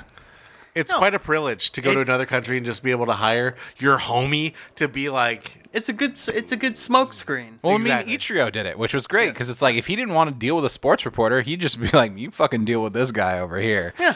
And I'm gonna make it as inconvenient as possible for you to talk to me. But if it's Bob Costas or someone that he likes a lot, he's talking about two rats fucking in a sock. that's what Kansas City is in the summer. So to get to America, let's talk about Pete Rose. I mean, the Cincinnati Reds, guys, I don't know if anybody else is keeping track at home. We've talked about the Cincinnati At the Reds heart a of all the lot. controversy. Oh, yeah, I know. Literally, it's All incredible. roads have kind of winded in and out of the As Reds. if you're keeping track of the 1919 Black Sox scandal, the Cincinnati Reds were the profiters of that. They were the National League team. And then you have the Cincinnati Reds were the first team in the American Association to play against the National League. And then they were the last team to be dropped out of the National League before there was a head-to-head competition. The Reds have been somewhere in history all the time. That's not a part of the show. They Just stole something I Griffey really from wanted us. to bring Yeah. up. Because Cincinnati Reds fans will act like they're persecuted for something, but you guys started baseball, so please. So let's talk about Pete Rose for a hot second here. Anybody familiar with Petey? Yeah. I only know the name. Pete rose to the occasion. He holds the record for most career hits in the Major League Baseball. Oh shit. Mm-hmm. Is there an award named after him? Nope. No. Okay. No. Nope. In fact, I mean, I assume not anymore, but was There there? never was. Okay. and Pete Rose is not allowed to this day in the Hall of Fame, even though he just died this year. Rest in peace. None of Petey. his records Wow. count. This year, 2025? 2024. Yeah. Okay. 2024. He died within the 365-day anniversary-based year. Yes. For sure. So Pete was a part of an investigation from like 1985, and I love this picture. I'm so glad I found this picture. Who, 'Cause me? It's the who me photo. Exactly. Who, me? It's the who me. Pete Rose was investigated in 1989, but the investigation was from the 85, 86, and 87 season. Okay. Pete Rose occupied a very special space in all of sports that like only Bill Russell really occupied, where he was a player and a coach at the same time. Magic Johnson as well did this at one point. whoa, Technically, whoa, whoa. Michael Jordan was a player owner of the Wizards. Yes. So, Yeah. okay. So Pete Rose owned the Reds. No, did not own. No, he was the manager. He was the skipper. He was the coach. He wrote down who's playing. He was who's the not coach, but he was also playing at the same time. playing. Yeah, he would have days he plays, days he doesn't play. And That's if he kinda wasn't, if he wild. was playing, then assistant That's coach kind of takes. wild. It's the That's kinda reason cool. a lot of people poke fun at why does the manager in baseball dress up like a player? No other sport does that. Pete Carroll never dressed up in football garb. A hockey coach dresses in a suit. Yeah. The NBA usually they're NBA, wearing a suit too. they're usually a suit or casual athletic. Baseball managers they tuck the shirt into the short, into the pants. They're They putting gotta the put hat pull the on, stirrups they're- on. Give me a bat. I got a number and a name on my jersey, and it's because there was a time not too long ago, I guess 40-ish years ago at the earliest or the latest maybe, The player coach tradition. the player coach tradition where the coach could go on the field and play if they wanted to. So Pete Rose filled that position, but at the same time he was gambling on baseball, which puts him in a very special position because if Shohei himself was gambling on the game, he still is only under the power of his own performance. If the 1919 White Sox were gambling, they were on their game that they chose the outcome of to lose, they were still gambling on their own performance. Where Pete Rose That's was why in a they had to special- bribe 8 of them. Exactly. Exactly. Yeah. Strength in numbers. Spread out your investments. Pete Rose had a special position where he could decide who was going to be on fire tonight and who was not going to be on fire. When do you pull your pitcher? If your pitcher's getting too hot, can you pull him? And that is not much in his investigation because it still was he never admitted to betting on Reds games. Yeah, to my understanding, he never bet on games he was involved in. Mm-hmm. He was just betting on other baseball He games. is such a fan of sports betting that he's like, I need to bet on baseball. And if I need to play within this barrier of, his word, Yes. never betting on Reds games. Yes. And the Dowd report, because every single scandal needs a report. Right? Yeah. The Dowd report never confirmed he bet against the Reds. So even if he was betting on the Reds, he was betting for the Reds, which was to his performance as a player and a manager to be able to put the best players in. It's what you want. It's Yeah. what you want. If Michael Jordan was ever betting on his whole own game. game, I he was don't mean betting to on do- himself. I don't mean to do the whole let's zoom the camera out 10 times where I go, well, as a businessman, Pete Rose is betting on the team already He's to win. he has an extra incentive to perform well. He's playing side content. He's only that trying to is get the main content of Extra making interest money. in his investment. Yes. And in fact, I he don't was support it, but at the same Hey, time, That'd be like if you could somehow gamble on your job. dude. And so like you're if getting I gambled to say like, I would take 100 photos tonight at this show. yeah. My over under. I'd always bet the over. always at the over. Precisely. So the Dowd report found that he bet on 52 games in the 1987 season, which is not a lot. There's 162 of them. Per team. Oh yeah. He didn't just bet on Reds games. But in 1989, he accepted a lifetime ban from the Major League Baseball. But he didn't know that came with the caveat of not being able to be elected into the Hall of Fame. So with every scandal in baseball that has occurred, and we'll get to a couple in this episode, he would also protest. Something that'll come up later is the Astros scandal. Hold your applause. When that I'll came hold up, my he confusion. filed for an appeal to have himself reinstated. We'll get into why later, but and it was always denied. It was always denied. He was always denied, and the Baseball Writers of America also decided they don't want to put him on the Hall of Fame ballot as well. I've always had said that I knew that Pete Rose wasn't going to make the Hall while he was alive. Yeah. And we're now entering the era where we're going to see what happens. Yeah. And so, interesting enough, the Dan Le Batard show has come up a couple times. I've brought it up, always organically, They had Pete Rose on about a month before he died. Yeah, that's the Le Batard show curse. It's the Lebatard I feel Chokers. like I've heard of this. This is how I know. of They Pete kill Rose. people. They do. They killed Lemmy. Bob Yeah. Einstein from Curb Your Enthusiasm. They killed Lemmy from Motorhead. They killed Lemmy from Motorhead. Yep. Oh, Alan Thicke. They killed. Yep. Yep. They there's a decent track record. It's like It's a Decent curse. lore. Don't go There's a- on the show. Yeah. if you've been on the Le Batard show, you got like you have to be worried for like You're the next rolling 30 the days. dice. Hilariously, their segment with him was, which they actually had a real interview, but they held that off because the entertainment of them.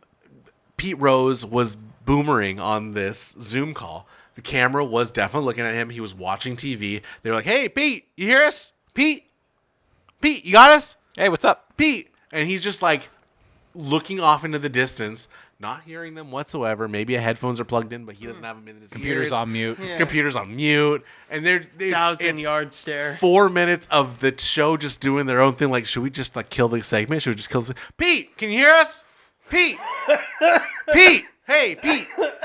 But they ended up actually having an interview that I will bring up here because they asked him, if you ever die, would you like your memory to be put into the Hall of Fame? And he was very stingent on no. He doesn't want to be put into the Hall of Fame. He didn't want to be posthumously inducted Well into the Hall of said. Fame. My fucking. I fuck up everything, yeah. Because he felt that was if the punishment was supposed to be that he'll never get to feel what it's like to be in the Hall of Fame, then They so be succeeded. it. Then why should his legacy go on? He doesn't get to have a say in it at that point. So why would you do that to him? That's even worse for his legacy. And It also sounds like somebody that's kind of come to terms with like, I did what I did, and we can't Yeah. change that, and whatever. You can't change how people think about me, and whatever. And clarify for me, Zach. I'm fairly certain I think I know the answer to this, but I know other sports leagues, particularly my favorite league, the NFL, will do sort of like you have a period of time in which you're eligible post like your career being over. After 5 years, you're now eligible, and you're eligible for a period of time. And then if you don't make it in that period of time, let's say it's 10 years, so like 15 years after you retire, Right. is the window in which you're gonna like make it into the Hall of Fame. And then if you don't, then you have to wait then it's like another 40 or 50 years afterward. Yeah. Where you come back around as sort of like a Legends of the Game sort of introduction, which by that point in time, especially with the fucking NFL, you're dead. Yeah. You're Yeah. fucking way dead by Well, that even with point. the NFL, you have like the coaches one too, because like isn't like Jimmy Johnson getting inducted into the Hall of Fame? It could be, yeah. But it's either way. Baseball has a weird Hall of Fame, and I feel like with Pete Rose, they probably will make this own exception thing of they'll have a Pete Rose honorary Hall of Fame member kind of thing, because I know they truly I don't know the ins and outs of the Hall of Fame. I mean, if he they got want- the most hits out of anybody Ever. over his career. yes, to this day, even. he also went up against I think it was Mickey Mantle's hit streak, like the most consecutive games with a hit. He didn't break it, but it was the most entertaining baseball where people were buying magazines by the buttload every day to see like, did Pete get a hit last night? Did Pete, because he got close. He kissed it. He got so close. This is I think within, is like a near 80-year-old record. Yeah. Now in baseball. And it's this guy. It's this fucking guy. Second-rate Cheers actor, I mean- Pete Rose. Precisely. If- Ryan, yes, he would fit in on a bar stool at doing 3 lines. Like I could see before an SNL, just a Pete Rose I cameo don't know. on Cheers. I don't know the man. I feel like I've been defending the man since he popped up, and I don't know No, the man. well, at all. I love Pete. I need to put that. I personally love Pete. Also, I mean, Pete was Pete did have a run with the law because he did not file taxes and stuff like that. That's fine. That's And- it. That's okay. Like that's what makes me love Pete is He's stealing second and stealing. He was third. I'm just gonna imagine he was had a real opposition to the Iraq War. That's why he wasn't paying his taxes. he wasn't claiming horse racing gambling earnings. So I mean, like, You can Well, if take you're losing more than winning, why claim it? yeah. damn right. Let's take a look into Michael Jordan's gambling reportings. But I mean, I think the biggest slap in the face the MLB could do and probably won't, is to induct him into the Hall of Fame Yeah. next year. And I would love for there to be like a category of a Pete Rose character, not somebody that was like exiled from the game, but like for there to be a very specific honorary person that may have been overlooked. In fact, I forgot to put this way back. Our first National League founder, good old Willie Hulbert. He was held out of the Hall of Fame until like the 1960s because he was technically not the first commissioner of the National League. He was overlooked due to his early death, record keeping and everything like that. Credit was given to the gentleman that followed him. I didn't put his name down, unfortunately, but he was entered into the Hall of Fame, first ballot of the very initial Hall of Fame, the founders of the league. But old Willie Hulbert was overlooked for 60 years until some bookkeeper was like, oh, Really, the credit goes to this guy. turns out there's a lot of documents here that say just lost history. There's this guy signing Yeah. checks for 4 years. Yeah. Yeah. So, guys, I want to do a palate cleanser here. I've got a couple slides I'm going to show you of images. If you guys can pull out your phones and just put notes in here, because I need you to answer some questions. I'm going to show you some images. I'm going to do it off the top of my dome. All right, I'm you guys can remember your I'm answers. going to put on an extreme difficulty. I think it's 5. I'm gonna follow slides. instructions like a good boy. I think it's I'm gonna- 5 slides. I'm going to put on an image. You're going to tell me who's in that image, okay? Whoa, hang on. Yeah. Time out. I know, I know. I'm playing along. I'm giving the audience. I'm I'm giving gonna the give you the audience time. satisfaction of playing along because Taylor's a butt and he Yeah. doesn't want to. He doesn't want to wear his Mickey If I had Mouse pen and ears at paper, Disneyland. I would give it to him right now. But I have. Pen oh, and he's paper. pulling the phone out. Let's go. Let's go. I'll be I a have pen and sport. paper. You want pen and paper? No, I'll be a sport. No, I think. I'm gonna use pen and paper. Ooh. because- Okay. We got an official boy here pulling the pen and paper. Okay. You didn't tell me we had to do homework. Yeah. Well, you guys had to have common knowledge, is what I would say. I'm a free ball this like it's a trivia night. That I would not expect anything more from you. Okay. Okay. All right. So Okay. first Whoa, image. What do we got? We got to know the person. Yeah. You're gonna have to tell me who's in this image. Name that guy or guys. Ready? I don't know. Name that guy. Boom. Pop quiz. Hop shot. Who's in this image? Do you want me to? Do you want me to answer now? Or do you just want me to type it? No, I want you to type Okay, it. Okay? okay. That's the theater we're doing here. Okay, guys. I'll talk over it. We can't react over this. You image? can, you could have like a ooh, I like that guy. Ooh. Dong. Obviously, yeah, you do a dong. You could have the world's longest intro. You can have Donald Taylor Trump. bonus question if you know where this is from. I don't remember where this is from. Actually, I do. I'm gonna get 2 bonus points on this one because I can name all 3 men in this image. Okay. How's everyone doing? Are we Great. gonna grade these after every image? We are. No. At the end. At the end, we'll go through the test and we'll re-show the images so you can get some final answers down, and then we will go over I what do the like answers this are. segment. Okay. I do. I like this. I do like Next the game. slide is who is in this image. It kind of gives you something there. What? I mean, the name of someone is on their back right now. So We're not graded on spelling, right? no. Okay, No, fantastic. We're not great on spelling. Um, Ryan, if you just only know his last name, you could put that down too. The only word I see is Mac. Okay, well, write it down. And I'm not trying to help you cheat here, but I don't know. I want to any- give you I all don't- I don't know. all the options you have, and these are going to get harder. Maybe they'll get easier. What? I don't know. I put these in a random order. Me personally, I know these, so Okay. I can't tell if they're hard or not. Taylor, are you good? Ready to go? yeah. Oh, for sure. Ryan, everything you got? I may get a bonus point on this one. Okay. Okay. I don't know. All right. Let's go to the next one. Who is in this image? Albert Spalding. He's in this image. I mean, his product is. His product is. That's like saying like Giorgio Armani's in this image because of fucking suit. Fuck you, Zach.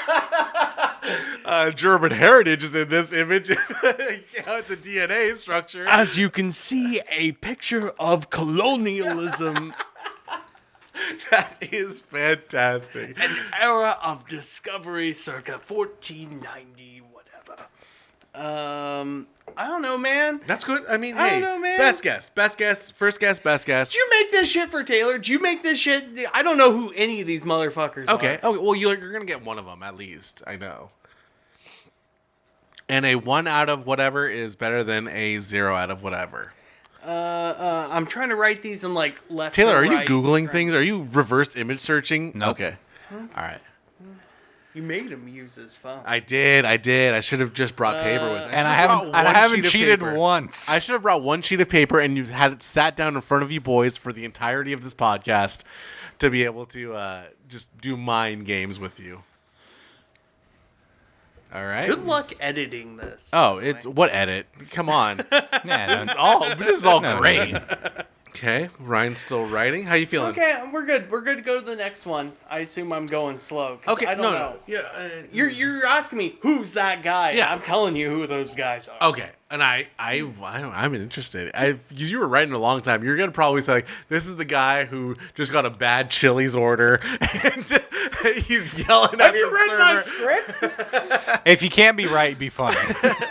I love it. So let's go to the next one. Who is in these images? Paul Buck technically took one of these images. Joe Buck's dad? Could we? No. Could we break the news? No, he was an announcer. Fuck, I don't know how to spell this one name either. I think that's the. These are that's two the great best you're images, gonna get. by the way. I mean, props on you. Are they Props not? on you. They're No, awesome, no, right? This is good. Is it- They embody. Also, Okay. a little bit of Seattle, a little bit of Chicago. I see. Well, yeah. Hey. Looks like somebody didn't pay a little bit of Getty Images, but that's okay. I'm gonna blur the Getty Images part out. I'm definitely editing out the Paul Buck part. Yeah, for sure.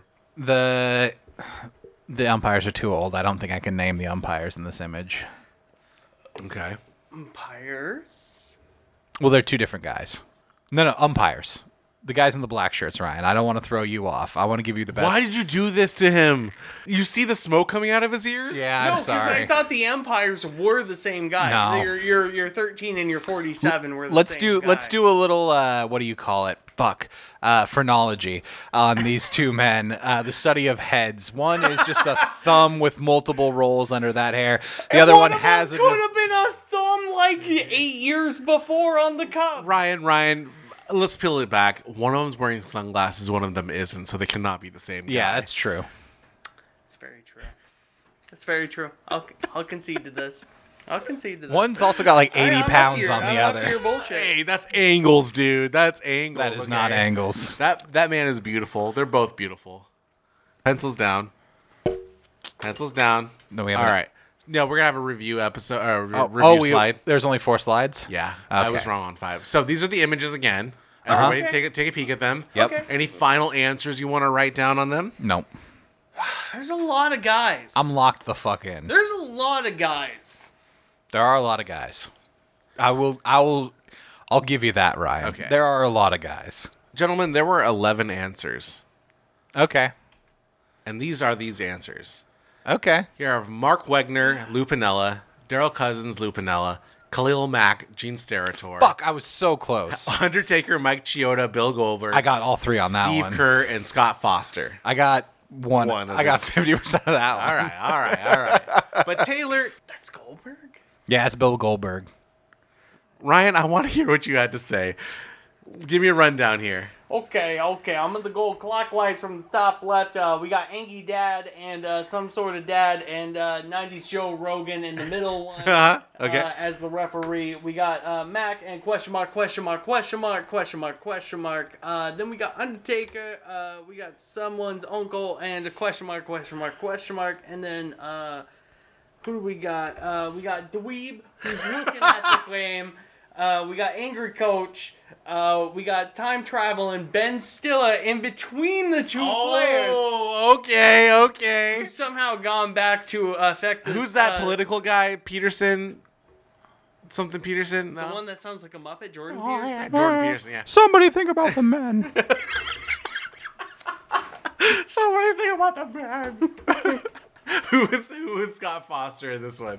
What's his title in your notebook there? I have him as nothing because I only focused on the three people that mattered, and I didn't know who the profile of the sports player was. Okay.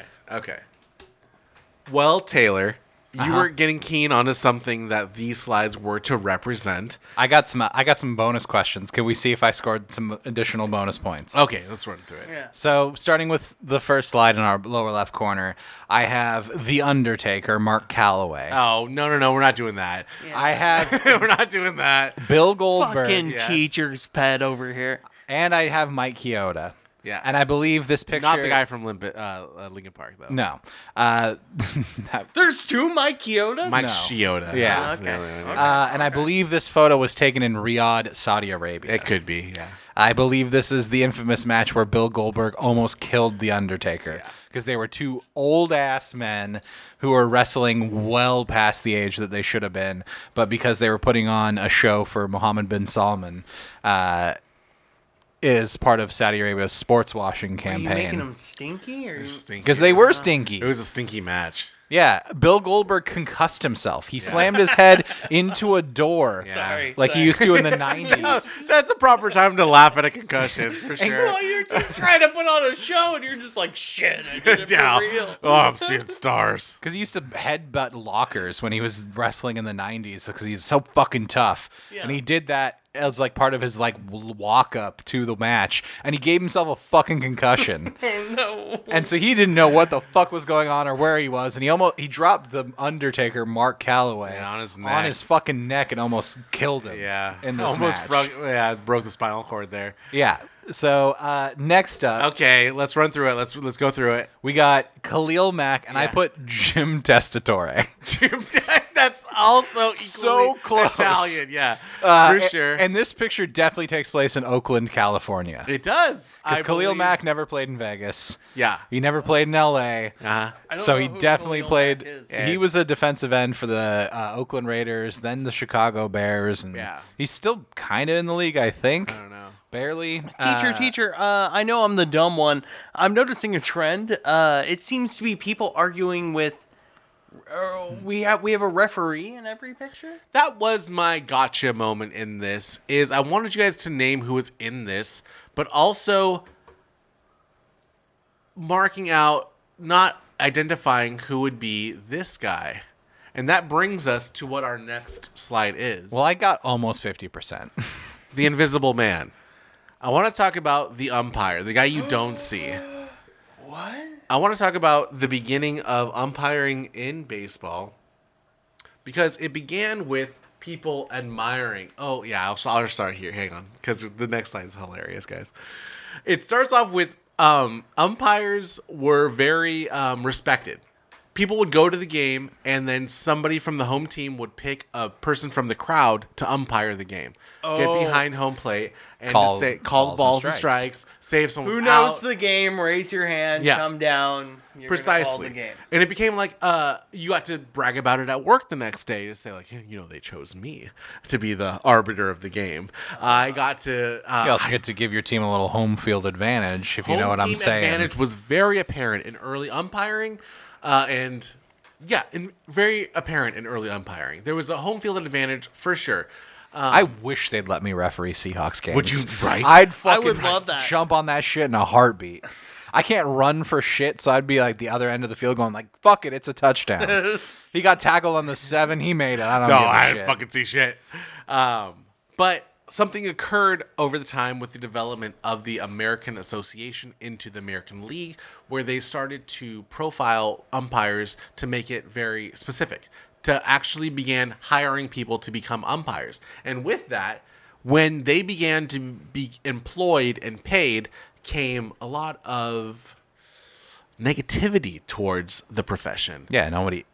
Yep, I knew it. I kind of felt it in my bones. Dear listener, dear viewer, This is these the last are minute these edition. are Taylor's tweets. Is Yeah. that what we call them still? No, I don't know. I don't use. That's Twitter. what I call them still, because I'm Yeah. not a fucking Nazi. So, Yeah. I mean, as we can see, our own dear Tay Rob, which center of attention right now. Man, fuck them, refs. Yeah, absolutely. I'm several beers deep in all of these. Absolutely. That's the rule of the game. In But fact, my spelling and punctuation on point. Granted, each one of these I'm at least 4 beers deep. Albert Spalding once said, "The fans and players' assault upon umpires, were simply acts of patriotic American exercising their democratic right to protest against tyranny." You're goddamn right, Spalding. Spalding was on to something because umpires became the enemy of the game. When rules became to be established, the balls and the strikes, as we said in probably our first episode of baseball, balls and strikes were slowly introduced, and the umpires used their own discretion to call if something is a strikeout. There was always the free first strike. Like, I'll let you know that was a strike, and if it throws it again, I'm going to call it again. I'm going to call it a strike. Yeah. So you had actually 4 strikes before you were out. And then balls, a homer umpire did not like to give or love to give balls over strikes. But there's quite the intimidation factor when someone holding a bat tells you, no, that was actually a ball, if you're the opposing team, or rather. And then there's also another intimidation factor where a guy who can throw a sphere at 60, 70 miles an hour at you. Oh yeah, you're positioned right there to get hit. And your legs are wide open. But I almost feel like it's a necessary evil. Yes. I mean, it's a balance to the game. Referees in any game, it's sort of there, but it also gives a whipping boy in essence for the audience, the non-participants of the game, to sort of be Precisely. like, When you have people from 2 factions, as I said earlier to hilarity, Bloods and Crips. If there was an equal evil between both of them, the enemy of my enemy is my enemy, or is that enemy of my enemy is my friend? I don't know, but it's something that both sides can look at and say, "F that." Yeah. That person is wrong on all levels. yeah. The law, somebody that lays the law down, is the perfect whipping boy for a sport. I do critique officiating in games that have you? teams Really? that I don't support or involved.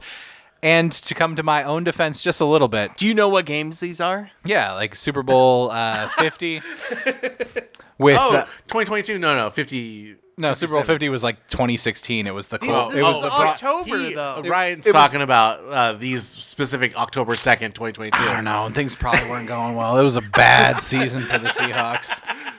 And this time, it was not a good year for the Seattle Seahawks. But no, I've always also, in my rants against officiating, have always been like, we've come so far. You can get more like impartial with officiating. Like every sport, we have high definition 8K cameras. Yeah. In 900,000 frames per second slow motion. And somebody brought up the tennis, obviously. Like Yes, we have they have lasers. We have lasers. We have digital cameras that are shooting at thousands of frames per second to see where the ball left the field, and we can't have something like that for football. And part of the argument is that possibly ruins the game of football. It does. If you have precise umpiring, It ruins and the theater. refereeing, it ruins ruins so football. much of the theater for it. There's a flag on every play in the game of football. Exactly. There's a holding call that can be called on every single down of every single But who's to football say game. the waves, the tides of that, the game shifting to what the new rules are, does not create a better game? If we were to put touch pads like in the no zones of a defensive guard, lineman, you're right? yeah. And we were to actually gauge the ball to the perfect micromillimeter of where it should be spotted, would the game not adjust to that? And then now there's the censored no zone. Don't touch that. Then the game improves to what the ideal. The rules of every sports like game become more and more custom made to make the most entertaining product possible. Yeah. Yes. The basketball has like Also a product that ends. A sports game that can officially end. Yeah. Yeah. A definitive end. That's not just 99 fucking yellow cards a quarter to stop the fucking Right. game. I mean, baseball added the pitch clock to make games shorter and Yeah. like sweeter. Yeah. The NFL has massively bent the rule book to favor offenses to create higher scoring games, which are more exciting affairs. The NBA back in the day made a game that was more conducive to men who can dunk, because that's what we fucking love to see. Yeah. And then That's the what game sold seats. then the game changed to 3-pointers, Yep. and then the rules went to favor that. Yeah. And sort of this partial as opposed to impartial. I don't know if that's the correct use of the term. Like as using a Ideally- human referee facilitates a quick game as opposed to an impartial robot, omnipresent robot that sees Yeah. every foul. As any kind of parenting would need to be, you need to move things along, and like if there's conflict, you need to have ending to that conflict. So there needs to be some sort of human arbiter to run the room, to put the gavel down, to say this is the law, we're done, no discussion. It's a strike. Yeah, it's a strike. You got two more. Quit complaining. Quit complaining. I mean, there's only one sport that still kind of allows the alternative, and that's hockey. Yeah, Where there are referees, but sometimes they just let them fucking punch it out. yeah. We'll have to Yeah. we'll have to do a hockey episode sometime. So evolution of umpiring, the American Association introduced heavy influence on supporting their umpires. So when a call was called and someone has a beef with it, they would back their umpire. And the National League upped it to now paying to have an ongoing staff of 20 umpires themselves. So you're no longer pulling from the stands. Hulbert himself wanted to have a staff of 20. They would pay them a salary. And then in 1902, you're introduced to a 2-man umpiring crew. Someone in the outfield, midfield to call for catches, somebody behind the bag to tell you if it's a ball or a strike. The bag man is the big deal, but you need somebody out in the field to at least be like, no, they didn't drop the ball. Exactly. Also, maybe call like a foul if it's close to the line. Precisely, Yeah. precisely. So there was still the homer bias to it, because you're not recruiting somebody from Cincinnati to move to Chicago and go from game to game. This was a very small.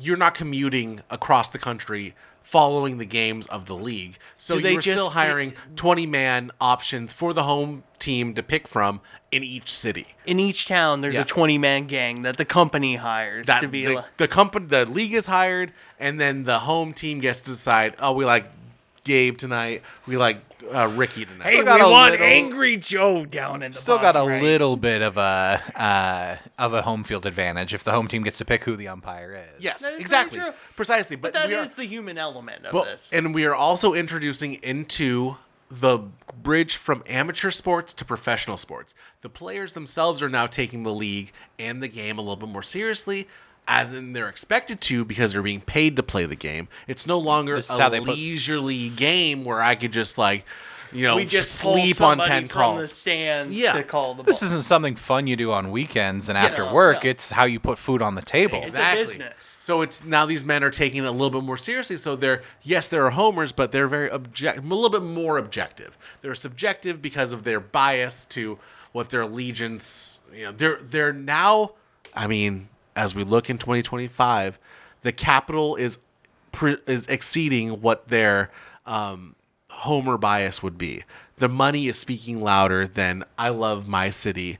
I will start calling objective balls and strikes," rather than "I think I want my team to win. That was a ball," kind of deal, right? You're not just some drunk guy who was pulled out. precisely. Like, hey, you be the arbiter Yes. of what's going on here. So, as rules became to adapt or came into the league, the game, being an umpire, got a little bit harder. So I want to run through a couple stories, interesting little bits, one-liners here.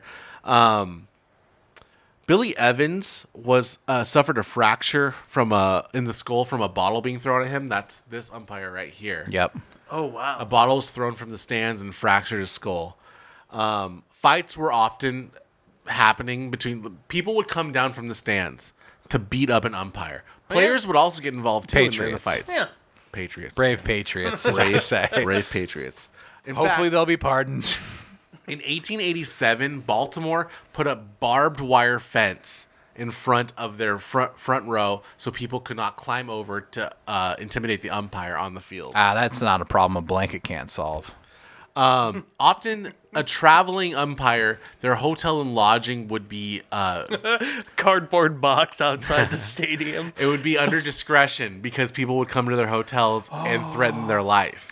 It's also why opposing teams, like even to this, this is still shenanigans that are going on to this very day, where opposing teams, there might be a fire alarm that's pulled like 4 or 5 times the day before a game, because someone figured out, the Rams The Steelers are playing in this hotel, or they're sleeping in this hotel. Yeah, might as and- well like do some. so that we're gonna have to run a fire drill every 2 hours so they can't get a good night's sleep before game day.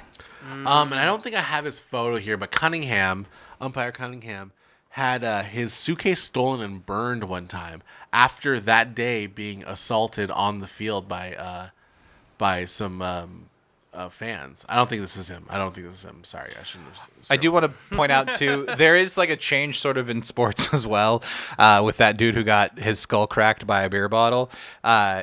That still kind of lives even to this day. If you buy a bottled beverage at a sporting event, they take the cap off. Yeah. And they do not give it to you. Yeah. Like even if you buy like a soda, they take the cap off You're not because getting like the cap. if you're whipping something from the stands, they want it to lose velocity as it loses volume.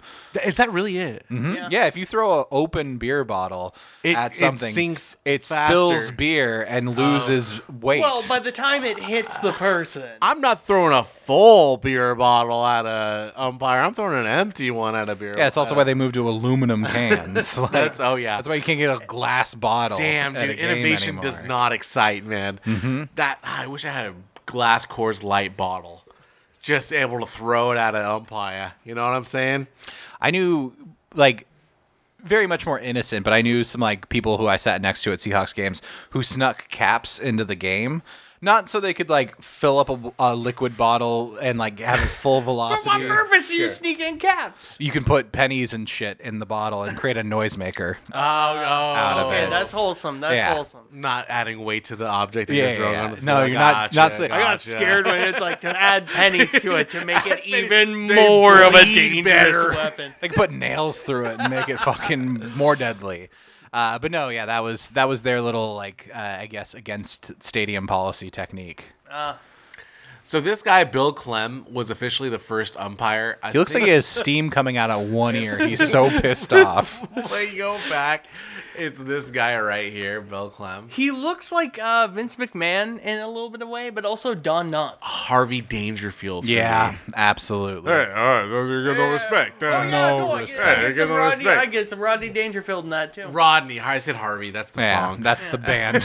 That's the band. Yeah. It's a fucking strike. Oh no, sorry. Bill Clem was not the first. Billy McLean was the first official umpire. Bill Clem he never missed a call. I mean, obviously, and he became A man of his word. he became the first chief of umpires until he passed in 1951. Oh wow. What Wriggler over here?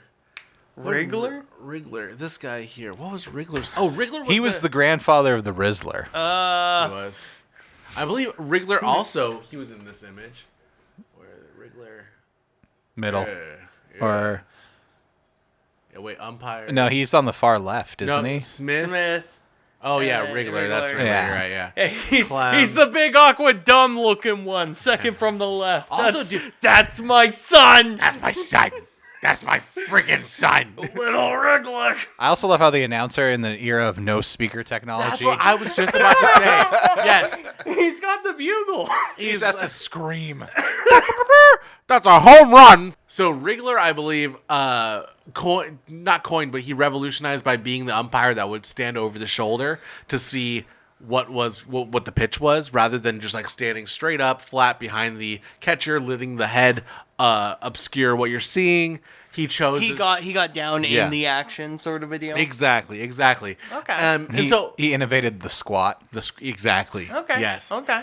So in between the leagues, there was a difference in how they hired umpires because they are two different organizations, right? That they get to decide who's going to umpire their games. The American League had a reputation for hiring big men, like gigantic. Someone who could fight their way out. Precisely why they did that. Yes. Smart. And they had a better demeanor. They apparently had a better. They had a better percentage of calls that At the home stadium. and so they were often called for the World Series. The American League umpires. They wore the balloon or mattress chests over the jacket, whereas the National League would wear thinner pads behind their jacket. That's kind of what defined the two. And then I think the American League had blue outfit uniforms as their defining. We're the They American had like League. an actual umpire uniform. Well, just a underneath the color padding. code. Yeah. They're like They had to wear a blue suit and like what Clem is wearing. I imagine this is a very dark navy blue, but he would and this guy here, he would have a puffy vest on the outside of it, but a blue suit was their demeanor for how they. And even today, you notice umpires, different leagues, they have different codes. The way baseball teams wear their home away. You have day games, umpires will wear the baby blue uniform. Night games, all black. There's an interesting code of conduct for umpires. well, when it's hotter than two rats fucking in a sock, the last thing you want to do is be standing in the direct sunlight in all black. Just Precisely. squatting there for 4 hours a day. And final note on this slide here, what sold it to me of how hated umpires were. There was a song by Jack Norwell and I guess Nora Bayes as well, called "Let's Get the Umpires Go," which was everyone's sing-along song of how we're going to razz the umpires throughout the game, right? And this is the same man, Jack Norworth, who wrote "Take Me Out to the Ball Game," which is played every 7th inning at every home game for every team. The same... Is that like all he did? He just got stuck Pretty in the much. niche of like, I'm making songs for baseball. Name something else Francis Scott Key wrote. You know what I mean? Yeah. He wrote a poem. He didn't even write a fucking song. It was a poem. Someone else went and put music to it later, like much later on. They reused a song to put to it. Really? It was a collaboration? I think so. I think it was I think it was like an old English drinking song. So speaking of umpires, that's kind of where we're leading down for a little bit. I want to introduce you to Pat Hoberg. What? Plain Pat. Played by Adam Sandler in the movie? Played by Adam Sandler in Uncut Gems, yes. Uncut Gems. Uncut Gems. So Pat is a professional umpire for Major League Baseball now. He actually had a very terrible birthday. What birthday was it? It was His first one. 15. It was his 15th. He was All born, of them. he was born into this world. His 15th birthday. Something incredibly horrific that we'll never forget happened. Oh God. Oh no. Yeah. It was also my grandfather's like, let's put some time together here. I think it was like his 67th birthday. Oh my gosh. He lived to see travesties that no man could imagine. He did. Pat Hoberg was born September 11th, 1986. Oh, no. Anyway, that's not a part of the story. But we always have to fix in a little 9/11 joke here in our episodes. Gotta. Pat Hoberg has worked for several minor leagues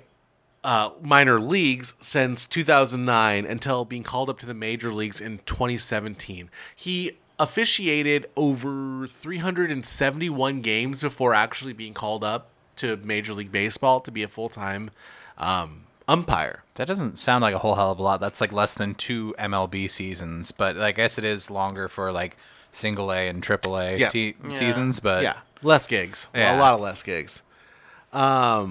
So what brought him up was kind of a throwback to our last Man episode. If you remember correctly, he is replacing Jim Joyce, who Taylor wanted his head at one point in our last episode of The Last Man because he miscalled this final play of a perfect game, calling Donald safe at first while Galarraga had the ball in his hand by a full step. I know, it's been a while since we talked about it, but Jim Joyce still want it. Wow. was running Death first. to him. Death to him. Choke him with his mustache, is what I say. Wow. Jim Joyce was calling the first base during a perfect game in the last possible batter number 27 against Galarraga, who was the pitcher, by the way. He goes to cover first base, catches the ball, he's foots down, Jim Joyce, before booth review, before umpire review, calls this safe. I know we don't have it all in frame. We don't have the foot, but trust you. The internet does. That's not a part of this episode. But Jim Joyce calls it a year, calls it a career, and they decide to put in hot shot Pat Hobergen in 2017. He's stoked about it, as we can see in he this is- picture. Yeah! He's excited. Bia! Dude, and since getting called up, he would be called up in 2017, and then in 2018 he would call a wild card game, which is very cool. Your crew, the crew you're a part of, gets to do the playoffs. That's a very, I mean, there's only so many games in the playoffs. There's a lot of games happening throughout the league, throughout the year, but for your officiating crew to be utilized in the postseason, it means high marks, right? There's a somewhat competitive aspect, or at least meritocratic-based aspect Yeah. to postseason officiating in any sport. Yeah. Like, if you really fuck up and you're, like, making bad calls all season long, your crew's probably not going to be doing officiating in the postseason. Absolutely. Then the next year in 2019, he would call a division series. So moving up in the ranks of playoffs and admiring the work so well that even the next year in 2020, he would umpire in championship round right before the World Series. And in 2021, he would be the first umpire to umpire the Field of Dreams game. I mean, Ryan, you're familiar with Field of Dreams, right? I'm familiar with the movie that I saw one time. Precisely. Field of Dreams. That's all you need. Yeah. But I am not familiar with what the fuck is this? Well, in 2020, What the Disneyland shit is what this? the Disney is this? In 2020, MLB wanted to do a Field of Dreams game, but of course, something unprecedented happened, and we did not get to have a proper They couldn't season. bring dead players back to life. Yeah, exactly. They still couldn't make ghosts happen. We're working on it. So in 2021, on the same property they were going to have the first one, they actually hosted a game between the Chicago White Sox in their Black Sox jerseys go against the New York Yankees in their dumb old regular, dumb, stupid, Same fucking stupid ugly jersey ass they've ever New York Yankees jerseys. that only they ever usually used. have. Was this like an actual White Sox Yankees game, or Yeah, was this this is a- sort this of is a like real- or like an all-star kind of game? Not an exhibition. This was a real counts in the record book game. Exactly. And in fact, funny enough, when this game happened, friend of the show, Hanaro, was in Chicago, and he went to the game after this. And I thought this was going to be a whole series in Des Moines, Iowa. No, it just says in Iowa. So some sort of cornfield in Iowa. But it was just a single game in Iowa. And then they went back to Chicago to play the next two games of the series. So Chicago wins this game, but Pat Hoberg, in his year after year achievement up the ladder, gets to umpire the inaugural Field of Dreams game in his home state of Iowa. That's a big deal. It's a pretty big deal. He's pretty getting calves of steel. Also perfect because, I mean, we were just rolling out the COVID vaccine. Like, April of 2021 was like, it was still kind of a hard thing to get unless you worked in, like, the medical field. So, yeah, like, hey, we don't have to have fans in the stands. Yeah. And we can just do it in a fucking cornfield. Truly, I mean, absolutely, truly, because it's like the game already, the 2020 season, the 2021 season for the most part was no fans in the stand, and this was very much leaning into what we remember with wrestling, adding the camera cinema to whatever sport you're doing, right?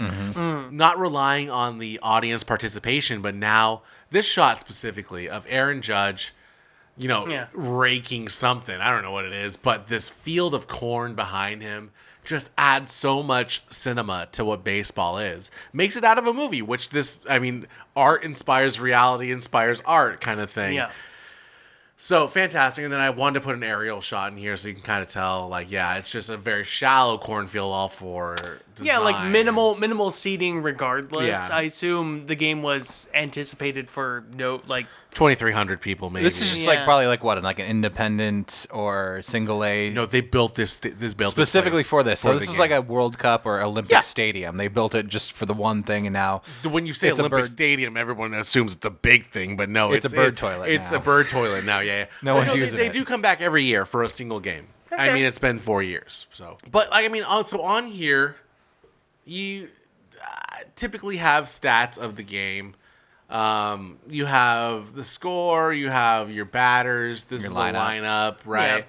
And when a player, if this wasn't the second inning, you would have, or the third inning, you would have a stat of the player at bat here, and it's like, oh, I did 45 RBIs and 45 home runs, 200 stolen It's Johnny bases. Cigarettes, and he's hit so many fucking dingers you wouldn't believe. You wouldn't even believe. He's hit more dingers than cigarettes this season. But this kind of makes you put on your fucking fedora and think about who is not in this stat category of baseball. Something very new. And fedora-wise, it makes you ask, who watches the arbiters? Who watches the watchmen, right? Who referees the referees? Who referees the referees? And do you want to know who referees the referees? It's okay, I'll tell you. Oof. A couple dudes named Ethan, apparently. This tracks. So two dudes named Ethan Singer and Ethan Schwartz, came together during the 2019 MLB postseason and went pitch for pitch down the line. Every ball and strike that was umpire participation, so ones that weren't swung at, so the batter had a stake at it, ones that weren't fouled off, ones that weren't wild pitches that are obviously calls. They went through and they made a graphic showing the sacrificial lamb, John Tumpane. Here's how much John fucked up in this game. It is. Baseball has always been a losing game. You're always calculating how bad you did. So out of 120 or 146 total calls that he could have made, 147 strikes taken, 99 balls taken. How many were correct? 137. Incorrect, 9. Yeah. Percentage wrong, league average. And this is where the nerd baseball sports stuff comes into play. we're sabermetricing the umpires now. Yeah. We're sabermetricing. Dude, please get Where ready. we're expecting an 8.8 sort of average. We've got a Yes. war on correct calls now. So he was above league average of getting 8.8 calls incorrect, where he only did 6.1. Yeah. Apparently. I mean, he's running over 90%. Like precisely. 93-ish. So this, But I like the important bad calls where it's just kind of like, hey, buddy, That's where the chips were down and this game changed because of a call that you made. That's Precisely. your OPS. yeah. In the sabermetrics of calls. This is, and it gives you the detailed list of things you need to know. When it was top of the first 2 outs. It was a 1-2 count. There was nobody on. He took a ball. It was called a strike. Betrayal. Ended the inning. No, this reads incredibly well though, where it's just kind of like, and at the same time, 2 outs. So that ended the inning. Exactly. He decided to end Exactly. the inning, even though nobody was on base. That inning should have at least been one more pitch longer. But then you Precisely. extend that to, I assume, it's more than just the 3 that they throw on John's card here, you know. But even then, you see like 2 on base. Well, Two- if two outs. it's the first at bat of an inning and you call a strike when it was a ball on an 0-0 pitch count, that's not as important as your calling a strike on a ball at the 8th out of the inning. A lot more weight is added to Absolutely. it. And Yeah. what we'll get into on the next slide here is weight is put a lot more further onto that. So over time, thank you. 2019 was a hit. The postseason of 2019 was a hit. 2020, they started going to Reddit with it, and Reddit found love for it. Twitter found love for it. They wanted these arbiters of the game.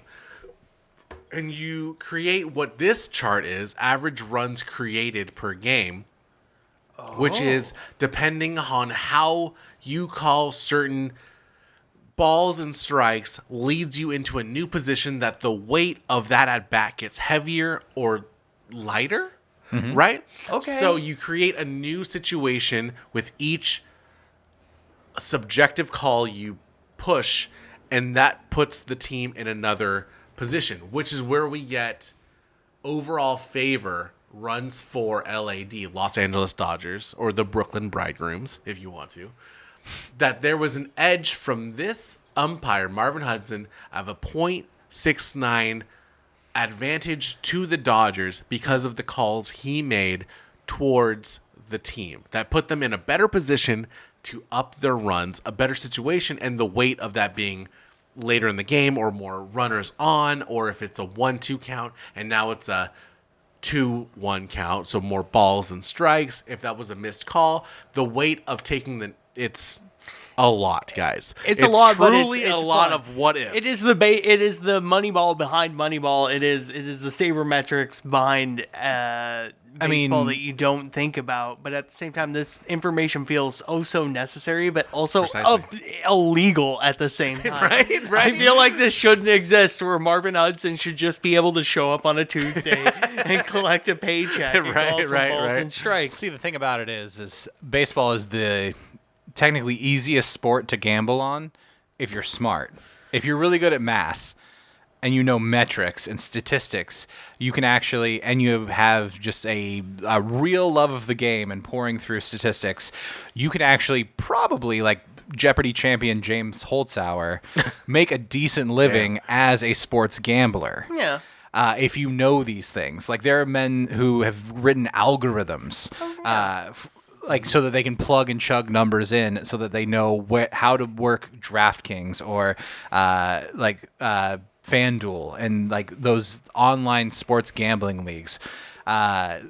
So this is more information. It's the This is more dichotomy. red meat. It's the dichotomy of that red meat, but also the any given Sunday mentality, where anything can happen. Not really with baseball. Not really with baseball. No, anything can happen. Anything can happen, yes. Like, anyone can crack a dinger at any given time. Mm-hmm. But overall, in the there's a statistical likelihood that makes placing a bet with a little more assurance if you know what you're doing, as opposed to putting money on the Pats versus Bills on Sunday. Also, teacher, Yeah. I have something I need to point Please. out in the image. Yes. It looks Pat Hoberg. It looks like our buddy Pat Hoberg. Are you jumping? I don't mean to be jumping. Are you I don't- jumping? I was going to talk about Mike Winters, and then I meant to be like, well, it looks like Pat Hoberg hates fun, and Mike Winters, Mike Winters, Winters is the most fun. No. Mike Winters must have gone to a game as a young kid, and it ended up being 0-1 in like the 11th inning, and his mom and dad are having a fight, and Yes. you know, and he just went, you know what? I'm gonna make sure that there's at least 2.41 extra runs per game. That's a Mike Winters promise. So I'm Jerry Meals, and I'm going to make sure that there's 2.19. there's fucking- a lot of guys. Honestly, Also, all great names. yes. All very baseball names. Joe West. Yeah. Joe West has a country album. It's detestable as he is. We're gonna talk about Angel Hernandez at one point too, and God, it blew my mind how many people on this list I know their Mark name. Ripperger? Where- Ripperger? Ripperger? Mark? Oh, Ripperger. Mark, and then the sound that when you got a pull cord start something. Yeah, Mark. That's precisely it, yes. So, over the course of baseball, maybe a single season, 33,000 calls are incorrect. Which there's 730,000 pitches in a season, so like 50% are swinging, so that's like over 1,400,000 pitches altogether in baseball in a single season. And calls can be more than just pitches. They can be if you're on the bag or not. We're talking umpire. We're Okay, talking we're umpire. talking fully umpire. Behind the bag, yeah. So 34,000 are incorrect. That equates to about 9% of the calls of pitches that can be called are called incorrectly, right? The two Ethans found out that 8% of at-bats that should have been strikeouts were actually supposed to be walks. 2% of them should have been home runs, and 4% of them should have gotten them on base to some degree.